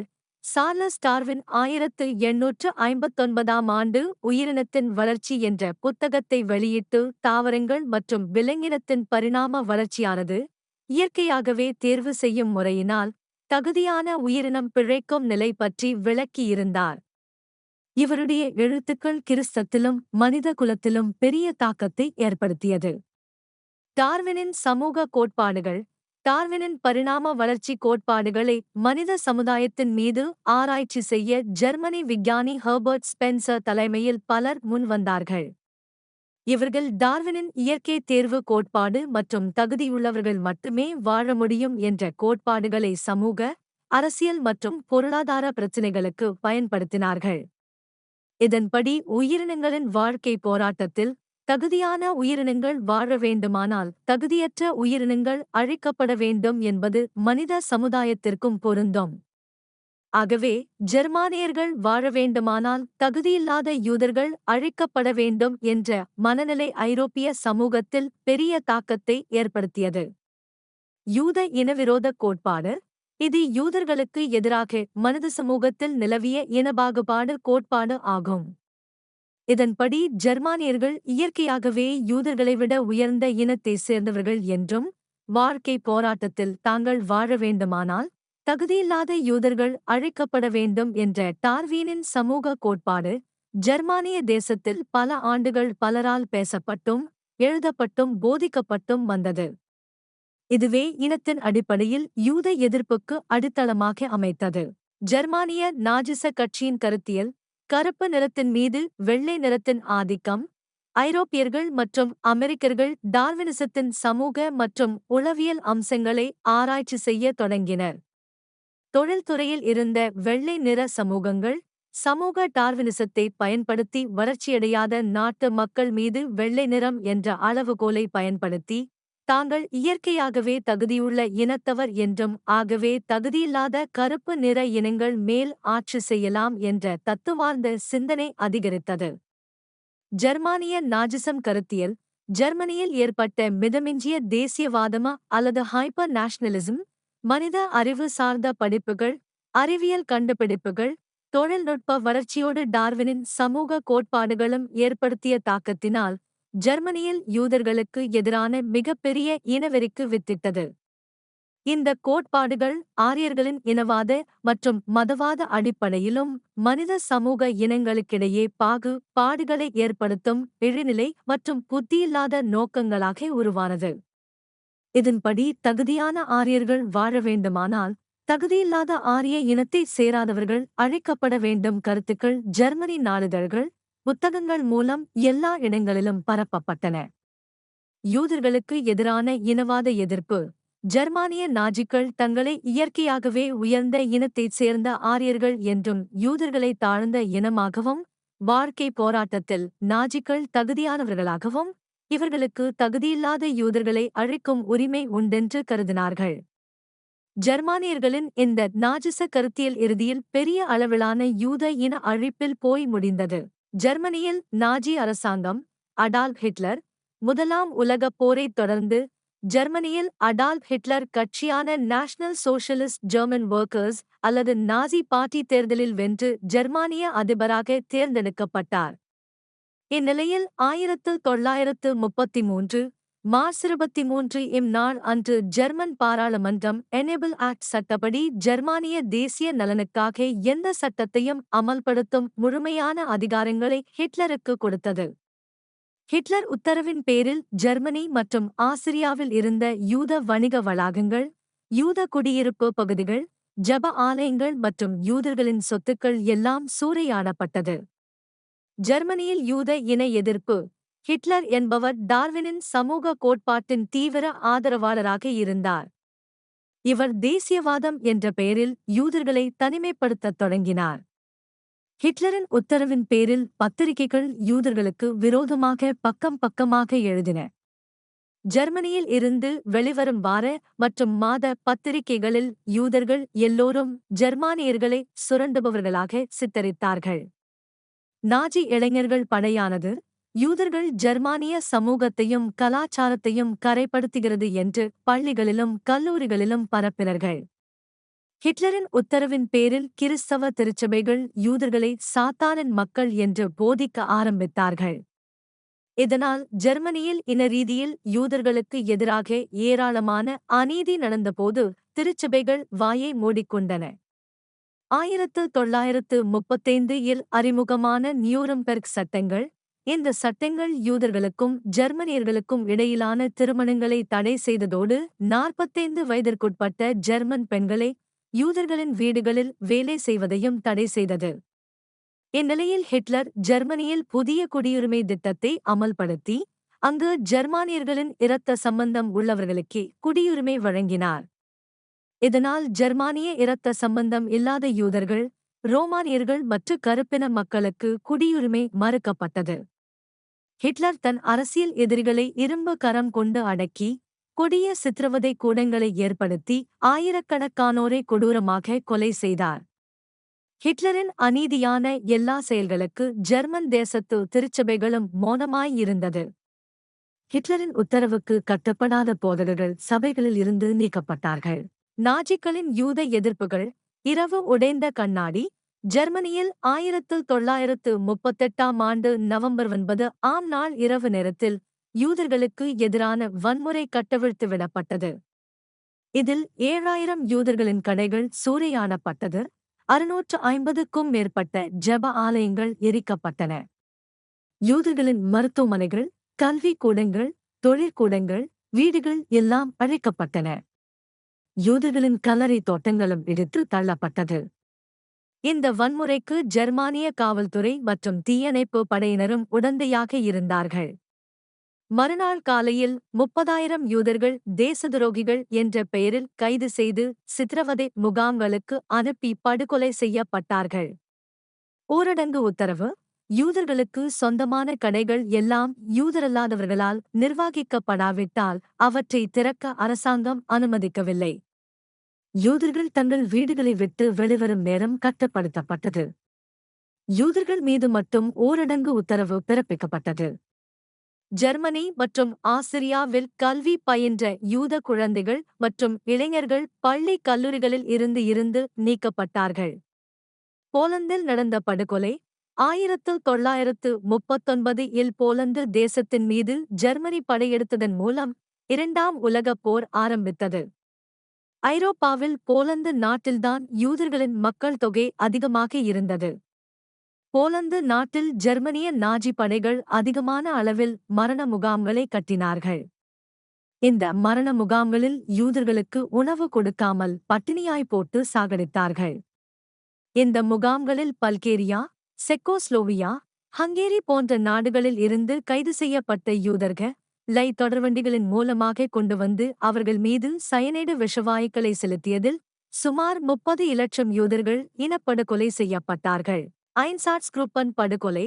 ஜெர்மனியில் 1941 ஆம் ஆண்டு ஜூன் 22 ஆம் நாளில் ஜெர்மானிய நாஜி படைகள் சோவியத் யூனியனில் யூதர்கள் அதிகமாக வாழ்ந்து வந்த பேல் செட்டில்மெண்ட் பகுதியில் புகுந்து லிதுவேனியாவில் 2 லட்சம் யூதர்களையும் பைலோருசியாவில் 3,75,000 யூதர்களையும் துப்பாக்கியால் சுட்டும் மீதமிருந்தவர்களை போலந்து நாட்டில் இருந்த மரண சித்திரவதை கூடங்களில் விஷவாயு செலுத்தியும் இனப்படுகொலை செய்தார்கள். இது ஐன்சாட்ஸ்கிரூப்பன் படுகொலை என்று சரித்திரத்தில் அழைக்கப்படுகிறது. 1943 நடைபெற்ற வான்சி மாநாடு. ஜெர்மானிய அதிபர் ஹிட்லரின் உத்தரவின் பேரில் ஐரோப்பா மற்றும் வடக்கு ஆபிரிக்காவில் வசிக்கும் எல்லா யூதர்களும் அழிக்கப்பட வேண்டும் என்று வான்சி மாநாட்டில் தீர்மானம் நிறைவேற்றப்பட்டது. இதை செயல்படுத்த போலந்து, ஹங்கேரி, ஆஸ்திரியா போன்ற பல்வேறு நாடுகளில் இருந்து கொண்டு செல்லப்படும் யூதர்களை கொல்வதற்காக கொலை மையங்கள் அல்லது கன்சென்ட்ரேஷன் கேம்ப் மற்றும் மரணக்கூண்டுகள் அல்லது கேஸ் சேம்பர் அதிக அளவில் கட்ட திட்டமிடப்பட்டது. இங்கு கொண்டுவரப்படும் யூதர்களை துப்பாக்கியால் சுட்டும் விஷவாயு செலுத்தியும் இனப்படுகொலை செய்ய திட்டமிடப்பட்டது. விலங்குகளின் மீது பல்வேறு வேதிப்பொருள்களை செலுத்தி ஆய்வு செய்வது போல் யூதர்களின் உடம்பில் வேதிப்பொருள்களை செலுத்தி விஞ்ஞான ஆராய்ச்சி மற்றும் மருத்துவ ஆராய்ச்சி செய்ய அனுமதியும் கொடுக்கப்பட்டது. 9. யூதர்களின் பிரச்சினைக்கு இறுதி தீர்வு அல்லது ஃபைனல் சொல்யூஷன். இது ஜெர்மானிய நாஜி படைகள் மூலம் ஐரோப்பாவில் வாழும் எல்லா யூதர்களையும் கொலை செய்வதற்கான இராணுவ குறியீட்டு பெயர் ஆகும்.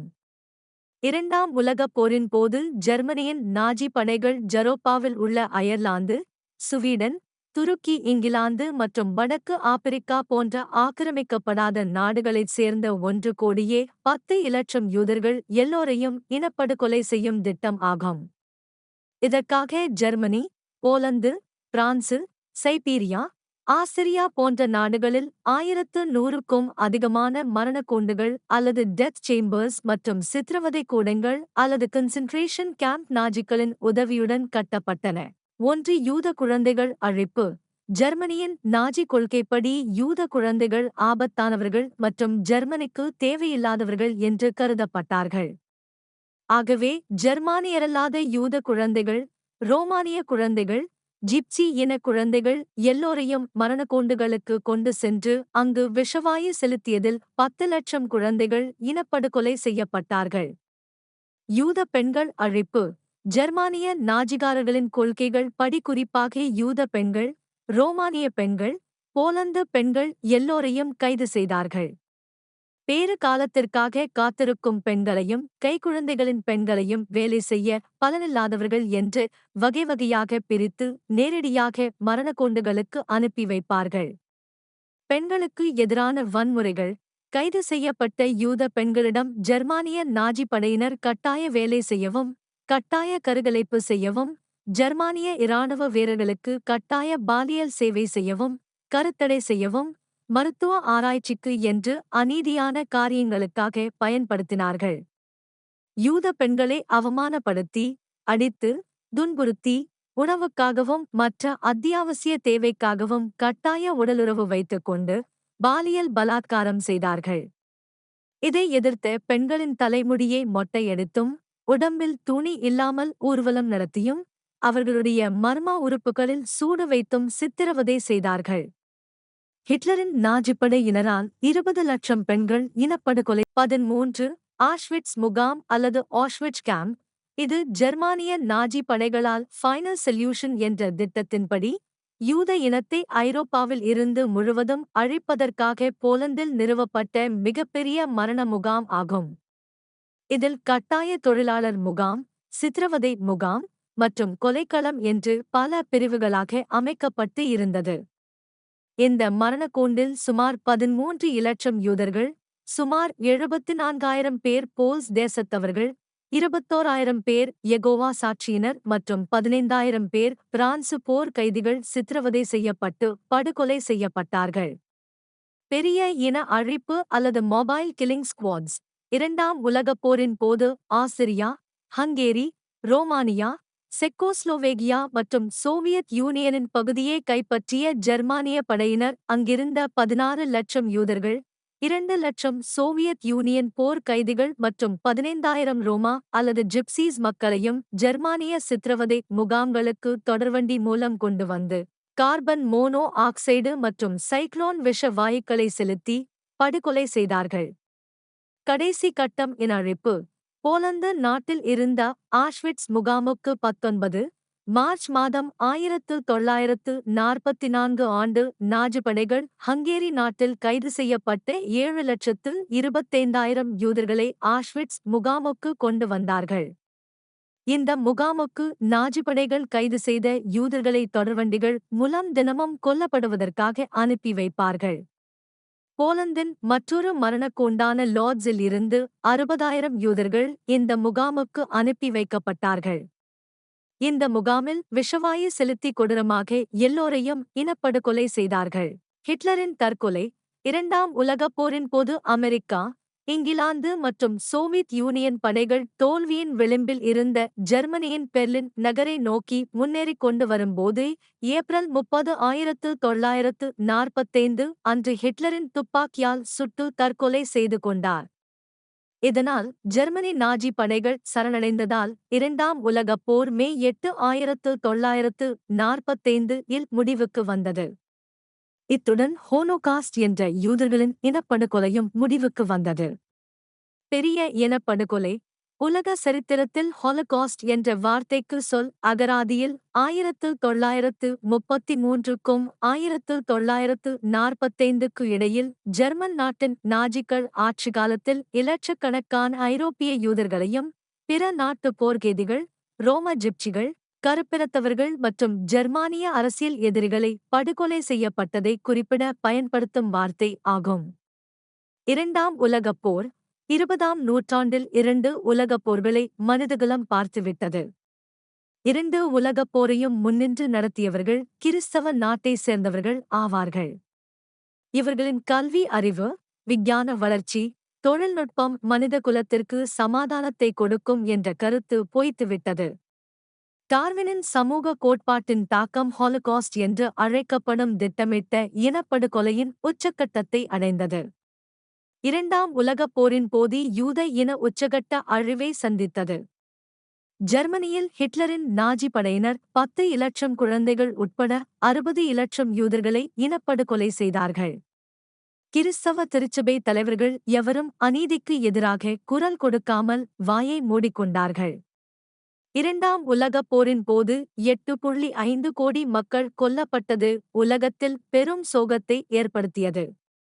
இந்த இனப்படுகொலைகள் இன்னமும் அரசியல், மதம், இனம், மொழி போன்ற காரணங்களுக்காக உலகில் பல்வேறு பகுதிகளில் நடந்து கொண்டுதான் இருக்கிறது. ஐக்கிய நாடுகள் சபையின் தோற்றம். ஐக்கிய நாடுகள் அல்லது யுனைடெட் நேஷன்ஸ் இரண்டாம் உலகப் போருக்குப் பிறகு இந்த பூமியில் மனிதகுலத்தை பாதுகாப்பதற்கு 57 நாடுகள் ஒன்று சேர்ந்து அக்டோபர் 24, 1945 அன்று அமெரிக்காவின் நியூயார்க் நகரில் ஐக்கிய நாடுகள் சபை மன்றத்தை ஏற்படுத்தினார்கள். இது மதம், இனம், மொழி, நிறத்தின் அடிப்படையில் நாடுகளுக்கிடையே யுத்தம் ஏற்பட்டு விடாமல் சர்வதேச நீதிமன்றங்களை ஏற்படுத்தி நாடுகளுக்கிடையே நட்பு உறவுகளை மேம்படுத்தி சர்வதேச அளவில் பயங்கரவாதத்தை தடை செய்து பெண்கள் மற்றும் குழந்தைகளின் பாதுகாப்பை உறுதி செய்து அமைதியான சூழ்நிலையை ஏற்படுத்த உருவாக்கப்பட்டது. மனிதநேயம். இரண்டாம் உலகப் போருக்குப் பிறகு யூதர்களுக்கு எதிராக நடந்த பெரிய இன அழிப்பு குறித்து பல நாடுகள் மிகுந்த குற்ற உணர்வு அடைந்தன. அகில உலக கிறிஸ்தவ திருச்சபை தலைவர்கள் தங்கள் மௌனத்தை கலைத்து யூதர்களிடம் பாவமன்னிப்பு கேட்டார்கள். இரண்டாம் உலகப் போரில் 6 இலட்சம் யூதர்கள் இனப்படுகொலைகள் செய்யப்பட்டதினால் அமெரிக்கா நாடு யூதர்களின் பிரச்சினைக்கு தீர்வு காண விரும்பி சியோன் இயக்கத்தின் வேண்டுகோளை ஏற்றி யூதர்களுக்கு பாலஸ்தீனத்தில் யூத அரசாங்கம் உருவாகுவதில் அக்கறை காட்டியது. இங்கிலாந்து கட்டுப்பாட்டில் இருந்த பாலஸ்தீனத்தில் யூதர்களுக்கும் பாலஸ்தீனியர்களுக்கும் இடையே தீர்வு காண முடியாததால் ஐக்கிய நாடு சபையின் முடிவுக்கு இங்கிலாந்து விட்டுவிட்டது. ஐக்கிய நாட்டு சபை ஆலோசனை பாலஸ்தீனத்தை இரண்டாக பிரித்து ஒரு பகுதியை யூதர்களுக்கும் இன்னொரு பகுதியை பாலஸ்தீனர்களுக்கு கொடுக்கலாமென்று ஐநா சபை யோசனை தெரிவித்தது. ஐக்கிய நாட்டு சபையில் கொள்கைகளின் அடிப்படையில் பாலஸ்தீனத்தை பிரிப்பதை அமெரிக்கா ஆதரிப்பதாகவும் பாலஸ்தீனத்தில் சட்டம் ஒழுங்கை நிலைநிறுத்த உதவ தயாராக இருப்பதாக சரித்திர முக்கியத்துவம் வாய்ந்த முடிவை அக்டோபர் 11, 1947 அன்று அறிவித்தது. அமெரிக்காவின் இந்த முடிவை உலகமெங்கும் இருந்த யூதர்கள் மிகுந்த மகிழ்ச்சியோடு ஏற்றுக்கொண்டார்கள். ஆனால் இதனை பாலஸ்தீனாவில் வசித்து வந்த இஸ்லாமியர்களும் கிறிஸ்தவர்களும் ஏற்றுக்கொள்ளவில்லை. இது மத்தியதரைக்கடல் பகுதியில் போர் பதட்டத்தை மீண்டும் ஏற்படுத்தியது. புதிய இஸ்ரவேல் தேசத்தின் தோற்றம். பாலஸ்தீனத்தை பகிர்வு திட்டம். ஐக்கிய நாடுகளின் சபையில் நவம்பர் 29, 1947 அன்று பாலஸ்தீனத்திற்கான பகிர்வு திட்டம் சட்ட எண் 181 அறிமுகம் செய்யப்பட்டு ஓட்டெடுப்புக்கு விடப்பட்டது. இதில் பாலஸ்தீனத்தை பகிர்வதற்கு ஆதரவாக 33 வாக்குகள், எதிராக 13 வாக்குகளும் பதிவாயின. அரபு நாடுகள் அனைத்தும் பகிர்வு திட்டத்திற்கு எதிர்த்து வாக்களித்தனர். ஆனால் இங்கிலாந்து உட்பட 10 நாடுகளின் பிரதிநிதிகள் இந்த ஓட்டெடுப்பில் பங்கு பெறாமல் வெளிநடப்பு செய்தனர். இந்த வாக்கெடுப்பில் 2 பங்கு அறுதி பெரும்பான்மையோடு பாலஸ்தீனத்தின் பகிர்வு திட்டம் ஏற்றுக்கொள்ளப்பட்டது. இந்த தீர்மானத்தை பாலஸ்தீனியர்களும் அரபு நாடுகளும் கடுமையாக எதிர்த்ததோடு அதை நிராகரித்தார்கள். இதனால் மீண்டும் யூத பாலஸ்தீன பதட்டம் ஏற்பட்டது. சுதந்திர இஸ்ரவேல் தேசம். உலக சரித்திரத்தில் மே 14, 1948 அன்று சுமார் 6,50,000 பாலஸ்தீன யூதர்களின் பிரதிநிதியாக இருந்த டேவிட் பென் குரியன் என்பவர் ஐக்கிய நாடுகளின் சபை மன்ற ஒப்புதலோடு இஸ்ரவேல் தேசத்தின் முதல் பிரதமராக பொறுப்பேற்றார். ஆனால் எருசலேமும் மற்றும் பெத்லகேம் நகரங்கள் மட்டும் ஐக்கிய நாடுகளின் கட்டுப்பாட்டில் கொண்டுவரப்பட்டது. உலக சரித்திரத்தில் கிமு 586 சொந்த நாட்டை இழந்த யூதர்கள் சுமார் 2500 ஆண்டுகளுக்குப் பிறகு முதன்முறையாக தங்கள் சொந்த தேசத்தில் சுதந்திர காற்றை முழுமையாக சுவாசிக்க ஆரம்பித்தார்கள். சுதந்திர தினம். பாலஸ்தீனத்தில் வசித்த யூதர்கள் மகிழ்ச்சியோடு மே மாதம் 14, 1948ஆம் ஆண்டு இஸ்ரேல் நாட்டின் சுதந்திர தினத்தை வீதிகளில் வந்து யூத ஆண்களும் பெண்களும் பிள்ளைகளுமாக மகிழ்ச்சியோடு நடனமாடினார்கள். அதே நாளில் உலகத்தின் எல்லா தேசங்களிலும் வாழ்ந்து கொண்டிருந்த யூதர்கள் தங்கள் வீடுகளில் ஒளி விளக்கு ஏற்றி யெகோவா கடவுளுக்கு நன்றி செலுத்தி பெருமூச்சு விட்டார்கள். இஸ்ரவேலின் சுதந்திரப் போர்கள், இஸ்ரேல் பாலஸ்தீன மோதல்கள், பாலஸ்தீனியர்கள் மற்றும் அரேபியர்கள் இஸ்ரவேல் தேசம் ஏற்படுத்தப்பட்டதை விரும்பவில்லை. இதை அவர்கள் மேற்கத்திய நாடுகளின் படையெடுப்பாக கருதினார்கள். ஐக்கிய நாடுகள் சபையானது நியாயமற்ற முறையில் தங்கள் நிலத்தை பங்கு வைத்ததாக பாலஸ்தீனியர்கள் உணர்ந்தார்கள். இது இஸ்ரவேல் பாலஸ்தீன மோதலுக்கு வழிவகுத்தது. முதல் சுதந்திரப் போர் யூதர்கள் தங்கள் முதல் சுதந்திர நாளை 14 மே மாதம் 1948 மாலை 6 மணி முதல் இரவு வரை கொண்டாடி நிம்மதியாக தூங்கிக் கொண்டு இருக்கும்போது மறுநாள் காலையில் பாலஸ்தீனத்திற்கு ஆதரவாக 5 அரபிய நாடுகளான எகிப்து, ஜோர்டன், சிரியா, லெபனான் மற்றும் ஈராக் ஆகியவை இஸ்ரேல் நாட்டின் மீது போர் தொடுத்தது. இஸ்ரேல் நாட்டுக்கு போதுமான விமானப்படையோ கடற்படையோ இராணுவ டாங்கிகளோ இராணுவ தளவாடங்களோ இல்லாத நிலையில் குறைந்த அளவு ஆயுதமும் போர் வீரர்கள் இருந்தாலும் 2500 ஆண்டுகளுக்குப் பின் பெற்ற சுதந்திரத்தை பாதுகாக்க முழுபலத்தோடு அரேபியர்களை எதிர்த்துப் போரிட்டு வெற்றி பெற்றார்கள். எதிரிகளை விரட்டியதோடு மல்லாமல் பாலஸ்தீனர்களின் முக்கிய பகுதியான கலிலியா, பாலஸ்தீன கடற்கரை பகுதிகள் மற்றும் எருசலேமின் மேற்கு பகுதியுடன் இணைக்கும் பகுதிகளையும் கைப்பற்றினார்கள். இஸ்ரவேலின் இந்த வெற்றி உலகத்தையே திரும்பி பார்க்க வைத்தது. இஸ்ரேல் அரபு நாட்டு போர்கள் இஸ்ரேல் தேசத்தை எப்படியும் கைப்பற்றிவிட வேண்டும் என்ற முனைப்பில் அரபு நாடுகள் கூட்டாக சேர்ந்து 4 முறை போர் தொடுத்தார்கள். இவை முறையே 1948 சுதந்திரப் போர், 1956 சீனாய் போர், 1967 6 நாள் போர், 1973 யோம் கிப்பூர் போர் என்று அழைக்கப்படுகிறது.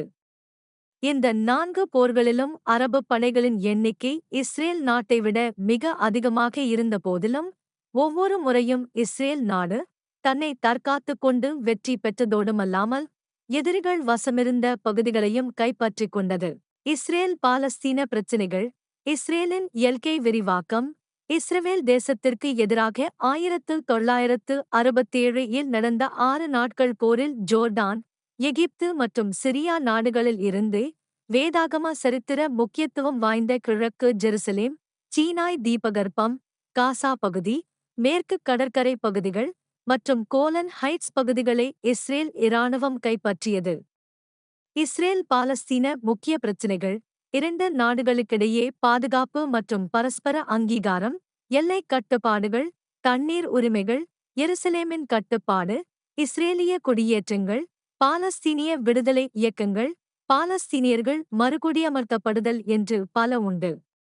ஐக்கிய நாடுகள் சபை, மனித உரிமைகள் கண்காணிப்பகம் மற்றும் பல சர்வதேச அமைப்புகள் இஸ்ரேலின் வெஸ்ட் பேங்க் மற்றும் காசா பகுதியின் ஆக்கிரமிப்பை குறை கூறுகின்றன. ஏனெனில் இஸ்ரேல் நாடு பாலஸ்தீனியர்களின் காசா பகுதியின் வான்வெளியையும் பிராந்திய நீர்நிலைகளையும் மற்றும் கடல் போக்குவரத்து, தரைவழி சரக்கு போக்குவரத்து மற்றும் மக்கள் போக்குவரத்தை தங்கள் கட்டுப்பாட்டில் வைத்துள்ளார்கள். இதை பாலதீனியர்கள் கடுமையாக எதிர்க்கிறார்கள். போரின் விளைவுகள், இஸ்ரேல் பாலஸ்தீனியர்களுக்கும் இடையேயுள்ள நீண்டகால பிரச்சினைகள் முடிவு பெறாததால் பாலஸ்தீனத்தில் பல தீவிரவாத இயக்கங்கள் முளைக்கத் தொடங்கின.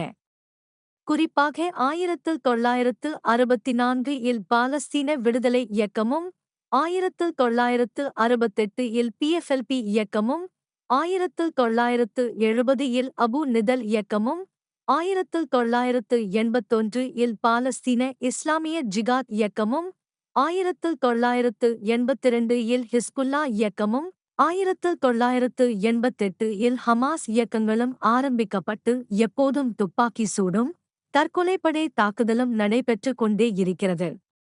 இஸ்ரேல் பாலஸ்தீன மோதல்கள் இன்றைக்கும் உலகத்தில் மிக முக்கிய பிரச்சினையாகவே இருந்து வருகிறது. Palestinian loss of land since 1947 image.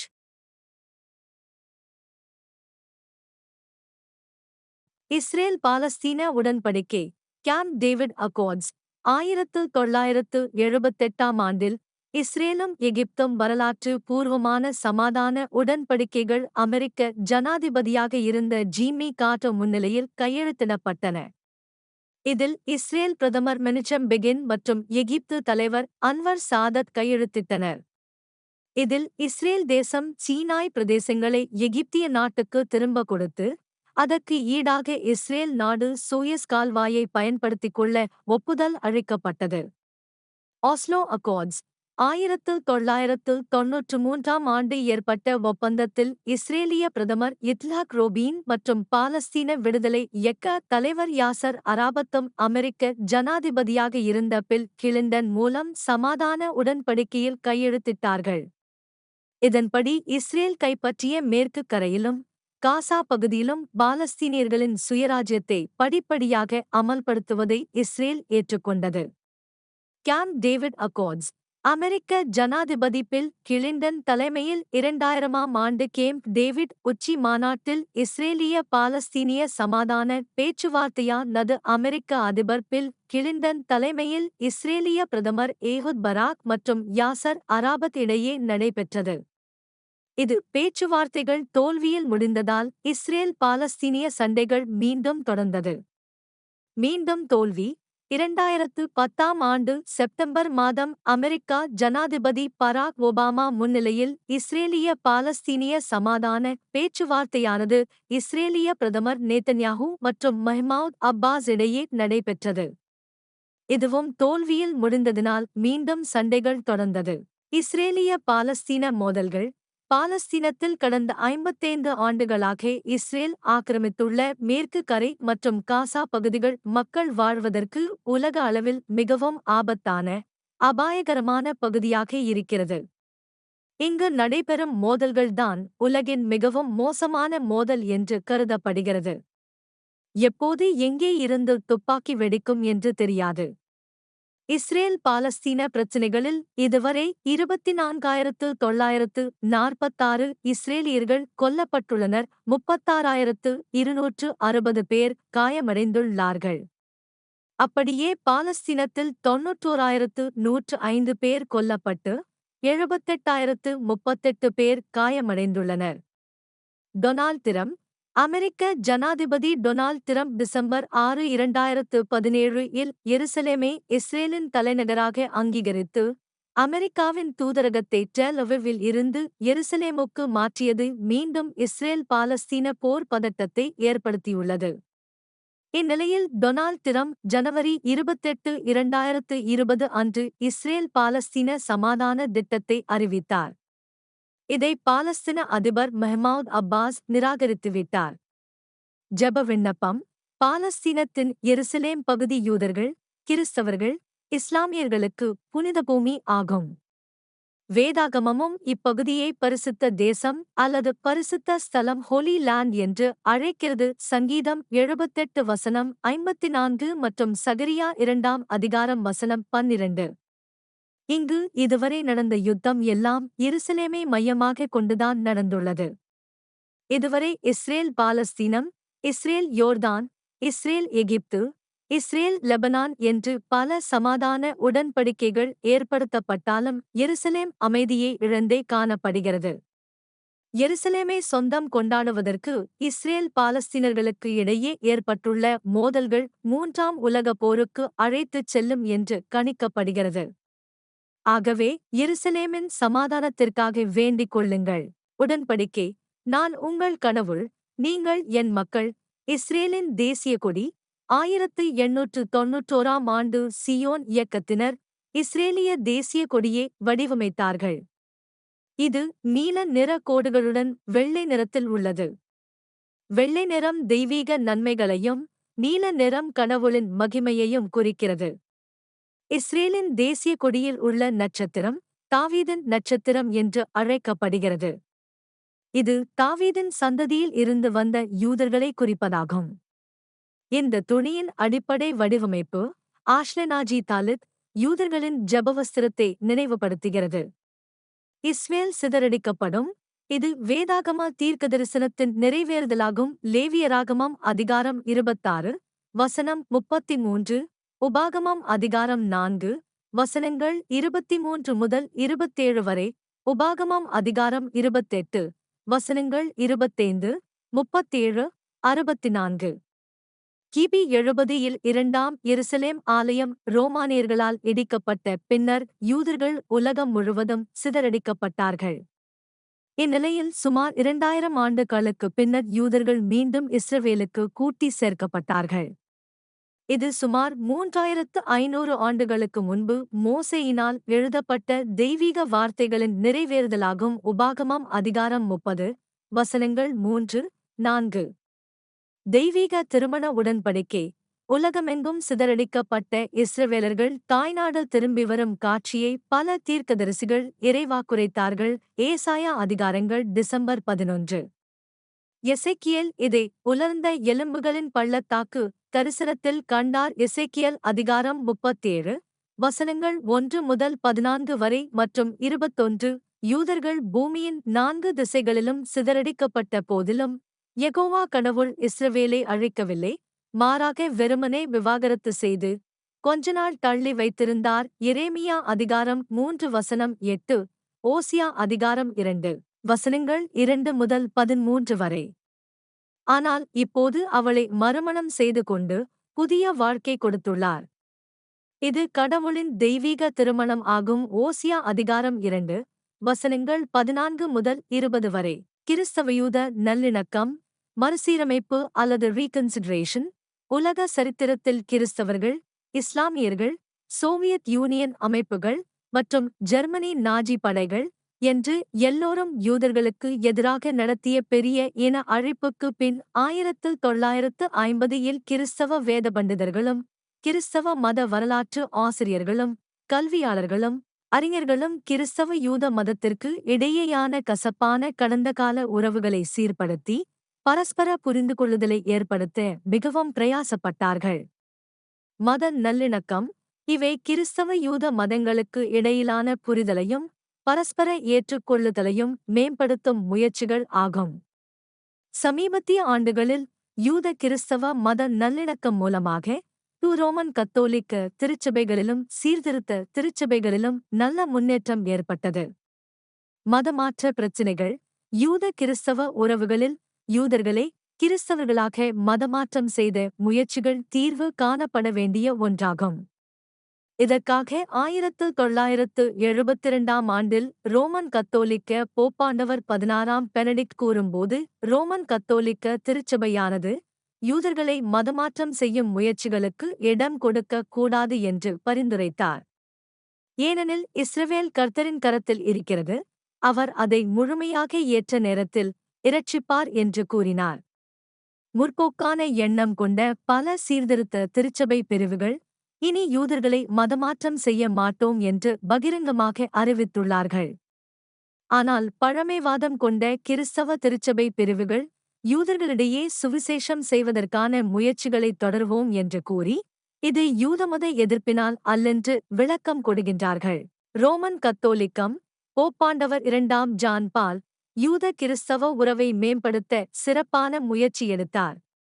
இதற்காக ஏப்ரல் 13, 1986 அன்று ரோமில் உள்ள யூதர்களின் ஜெப ஆலயத்திற்கு சென்ற முதன் முறையாக சென்ற ரோமன் கத்தோலிக்க போப் ஆவார். அப்போது வரலாறு முழுவதும் யூதர்களுக்கு எதிராக ரோமன் கத்தோலிக்க திருச்சபை தீங்கிழைத்ததற்காக மன்னிப்பு கோரினார். போப் ஜான் பால் இறையியலானது யூத மதமானதை கிறிஸ்தவத்தின் மூத்த சகோதரர் என்று குறிப்பிட்டார். சீர்திருத்த திருச்சபைகள். 1991 நடைபெற்ற ஐரோப்பிய லூத்தரன் திருச்சபைகளின் ட்ரைபர்ஜன் பிரகடனத்தில் மார்ட்டின் லூத்தரின் யூத எதிர்ப்பு எழுத்துக்களை நிராகரித்து யூதர்களுடன் உள்ள உறவுகள் சீர்திருத்தப்பட வேண்டும் என்று அறைகூவல் விடுத்தது. கிறிஸ்தவ அறிஞர்கள் குழு 2002 செப்டம்பர் மாதம் கிறிஸ்தவ யூத உறவுகள் குறித்து 6 சீர்திருத்த திருச்சபை பிரிவுகளைச் சேர்ந்த 22 கிறிஸ்தவ அறிஞர்கள், இறையியலாளர்கள், வரலாற்று ஆசிரியர்கள், மதகுருக்கள் இணைந்து யூத கிறிஸ்தவ உறவுகளை மேம்படுத்த சிறப்பான இறையியல்களை பகிர்ந்து கொண்டார்கள். யூதர்களின் கூட்டமைப்பு. 1947 இல் ஆரம்பிக்கப்பட்ட சர்வதேச யூதர்களின் சபை மன்றம் அல்லது the international council of Jews 1987 இல் சர்வதேச கிறிஸ்தவ சபை மன்றத்துடன் இணைந்து யூத கிறிஸ்தவ உறவை மேம்படுத்த ஏற்படுத்தப்பட்டன. இதைத் தொடர்ந்து 1993ஆம் ஆண்டில் யூதர்களும் கிறிஸ்தவர்களும் மத அடிப்படையில் இணைந்து சமுதாயத்தில் சமாதான, நீதி, நியாயங்களுக்காக செயல்பட முடிவு செய்யப்பட்டது. அப்படியே யூதர்கள் புனித பூமிக்கு உரிமை கொண்டாடுவதை கிறிஸ்தவர்கள் மதிக்க வேண்டும் என்றும் கேட்டுக்கொண்டார்கள். மதங்களின் நல்லிணக்கம். யூதர்கள் கிறிஸ்தவர்கள் வேதத்தின் அதிகாரத்தை அல்லது பிப்ளிக்கல் அத்தாரிட்டியை ஏற்றுக்கொள்கிறார்கள். இரு மதத்தினரும் தோரா அல்லது 5 ஆகமத்தில் சொல்லப்பட்ட சட்ட திட்டங்களை ஏற்றுக்கொள்கிறார்கள். இருவரோடும் கடவுள் உடன்படிக்கையை ஏற்படுத்தியுள்ளார். ரோமர் அதிகாரம் 11, வசனம் 29. கிறிஸ்தவத்தின் எழுச்சிக்கு முன்பு யூதர்கள் மட்டுமே இஸ்ரவேலின் கடவுளை வணங்கினர். கிறிஸ்தவர்களும் வானத்தையும் பூமியையும் படைத்த ஆபிரகாம், ஈசாக்கு, யாக்கோபின் கடவுளை வணங்குகிறார்கள். கிறிஸ்தவத்தின் மூலம் கோடிக்கணக்கானோர் இஸ்ரவேலின் கடவுள் மூலம் இரட்சிக்கப்பட்டு கொண்டு இருக்கிறார்கள். பெரிய விலைக்கிரயம். ஆதியாகமத்தில் ஏசாவுக்கும் யாக்கோபுக்கும் இடையே ஏற்பட்ட நல்லிணக்கம் அருமையாக விவரிக்கப்பட்டுள்ளது. ஆதியாகமம் அதிகாரம் 32, வசனங்கள் 1 முதல் அதிகாரம் 33, வசனங்கள் 16 வரை. ஏசாவும் யாக்கோபும் நல்லிணக்கம் செய்து அமைதலுள்ள வாழ்க்கை வாழ முடியுமானால் யூதர்களும் கிறிஸ்தவர்களும் வாழ முடியும். மோதல்களுக்கு பெரிய விலைக்கிரயம் கொடுத்தாகிவிட்டது. இன்றைய தேவைகள். யூதர்களுக்கு விரோதமாக பயன்படுத்தப்பட்ட புதிய ஏற்பாட்டின் இறையியல் அணுகுமுறைகளை கிறிஸ்தவர்கள் மறுபரிசீலனை செய்ய வேண்டும். நம்மைச் சுற்றியுள்ளவர்கள் பெரும் பல ஆசீர்வாதங்களை அங்கீகரிக்கும் அதே வேளையில் நம்முடைய பாரம்பரிய மரபில் வாழவும் வளரவும் முடியும் என்ற புரிதல் நம்மிடையே இருக்குமேயானால் நாம் ஆசீர்வதிக்கப்படுவோம்.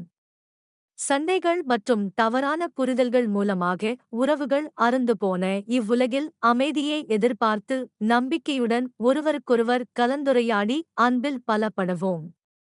யூதர்களும் கிறிஸ்தவர்களும் மேசியாவுக்காக காத்திருக்கிறார்கள்.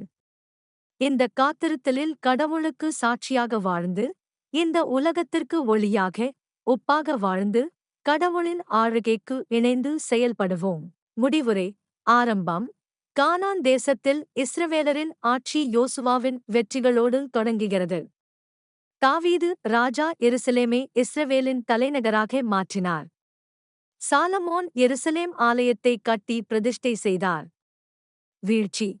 கிமு 722 இல் இல்வேலின் 10 கோத்திரங்களும் அசீரியர்களிடம் வீழ்ந்து உலக சரித்திரத்தில் மறைந்து போனார்கள். கிமு 586ஆம் ஆண்டு எருசலேம் ஆலயம் பாபிலோனியர்களால் இடிக்கப்பட்ட நாள் முதற்கொண்டு தொடர்ச்சியாக பாபிலோனிய, பாரசீக, கிரேக்க, ரோமானிய மற்றும் பைசண்டைன் பேரரசுகள், இஸ்லாமிய மற்றும் கிறிஸ்தவ சிலுவைப் போர்கள், ஒட்டோமான் பேரரசு மற்றும் பிரிட்டிஷ் பேரரசு ஆதிக்கத்தின் கீழ் எருசலேம் ஆலயமும் பாலஸ்தீன பகுதியும் கட்டுப்படுத்தப்பட்டிருந்தது. போராட்ட வாழ்க்கை. கடந்த 2500 ஆண்டுகால உலக சரித்திரத்தில் யூதர்கள் தங்களின் சொந்த தேசத்திலிருந்து விரட்டப்பட்டு, பரதேசியாய், நாடோடியாய் புலம்பெயர்ந்து, நாடு கடத்தப்பட்டு, நிந்தைகள், அவமானங்கள், சொத்து இழப்பு, சுக இழப்புகள் என்று பல்வேறு துன்புறுத்தல்களை அனுபவித்து, இலட்சக்கணக்கானோரை இனப்படுகொலைகளில் இழக்கக் கொடுத்து, இறுதியில் 1948 இல் சொந்த தேசத்திற்கு திரும்பி வந்து சுதந்திர காற்றை சுவாசிக்கின்றார்கள்.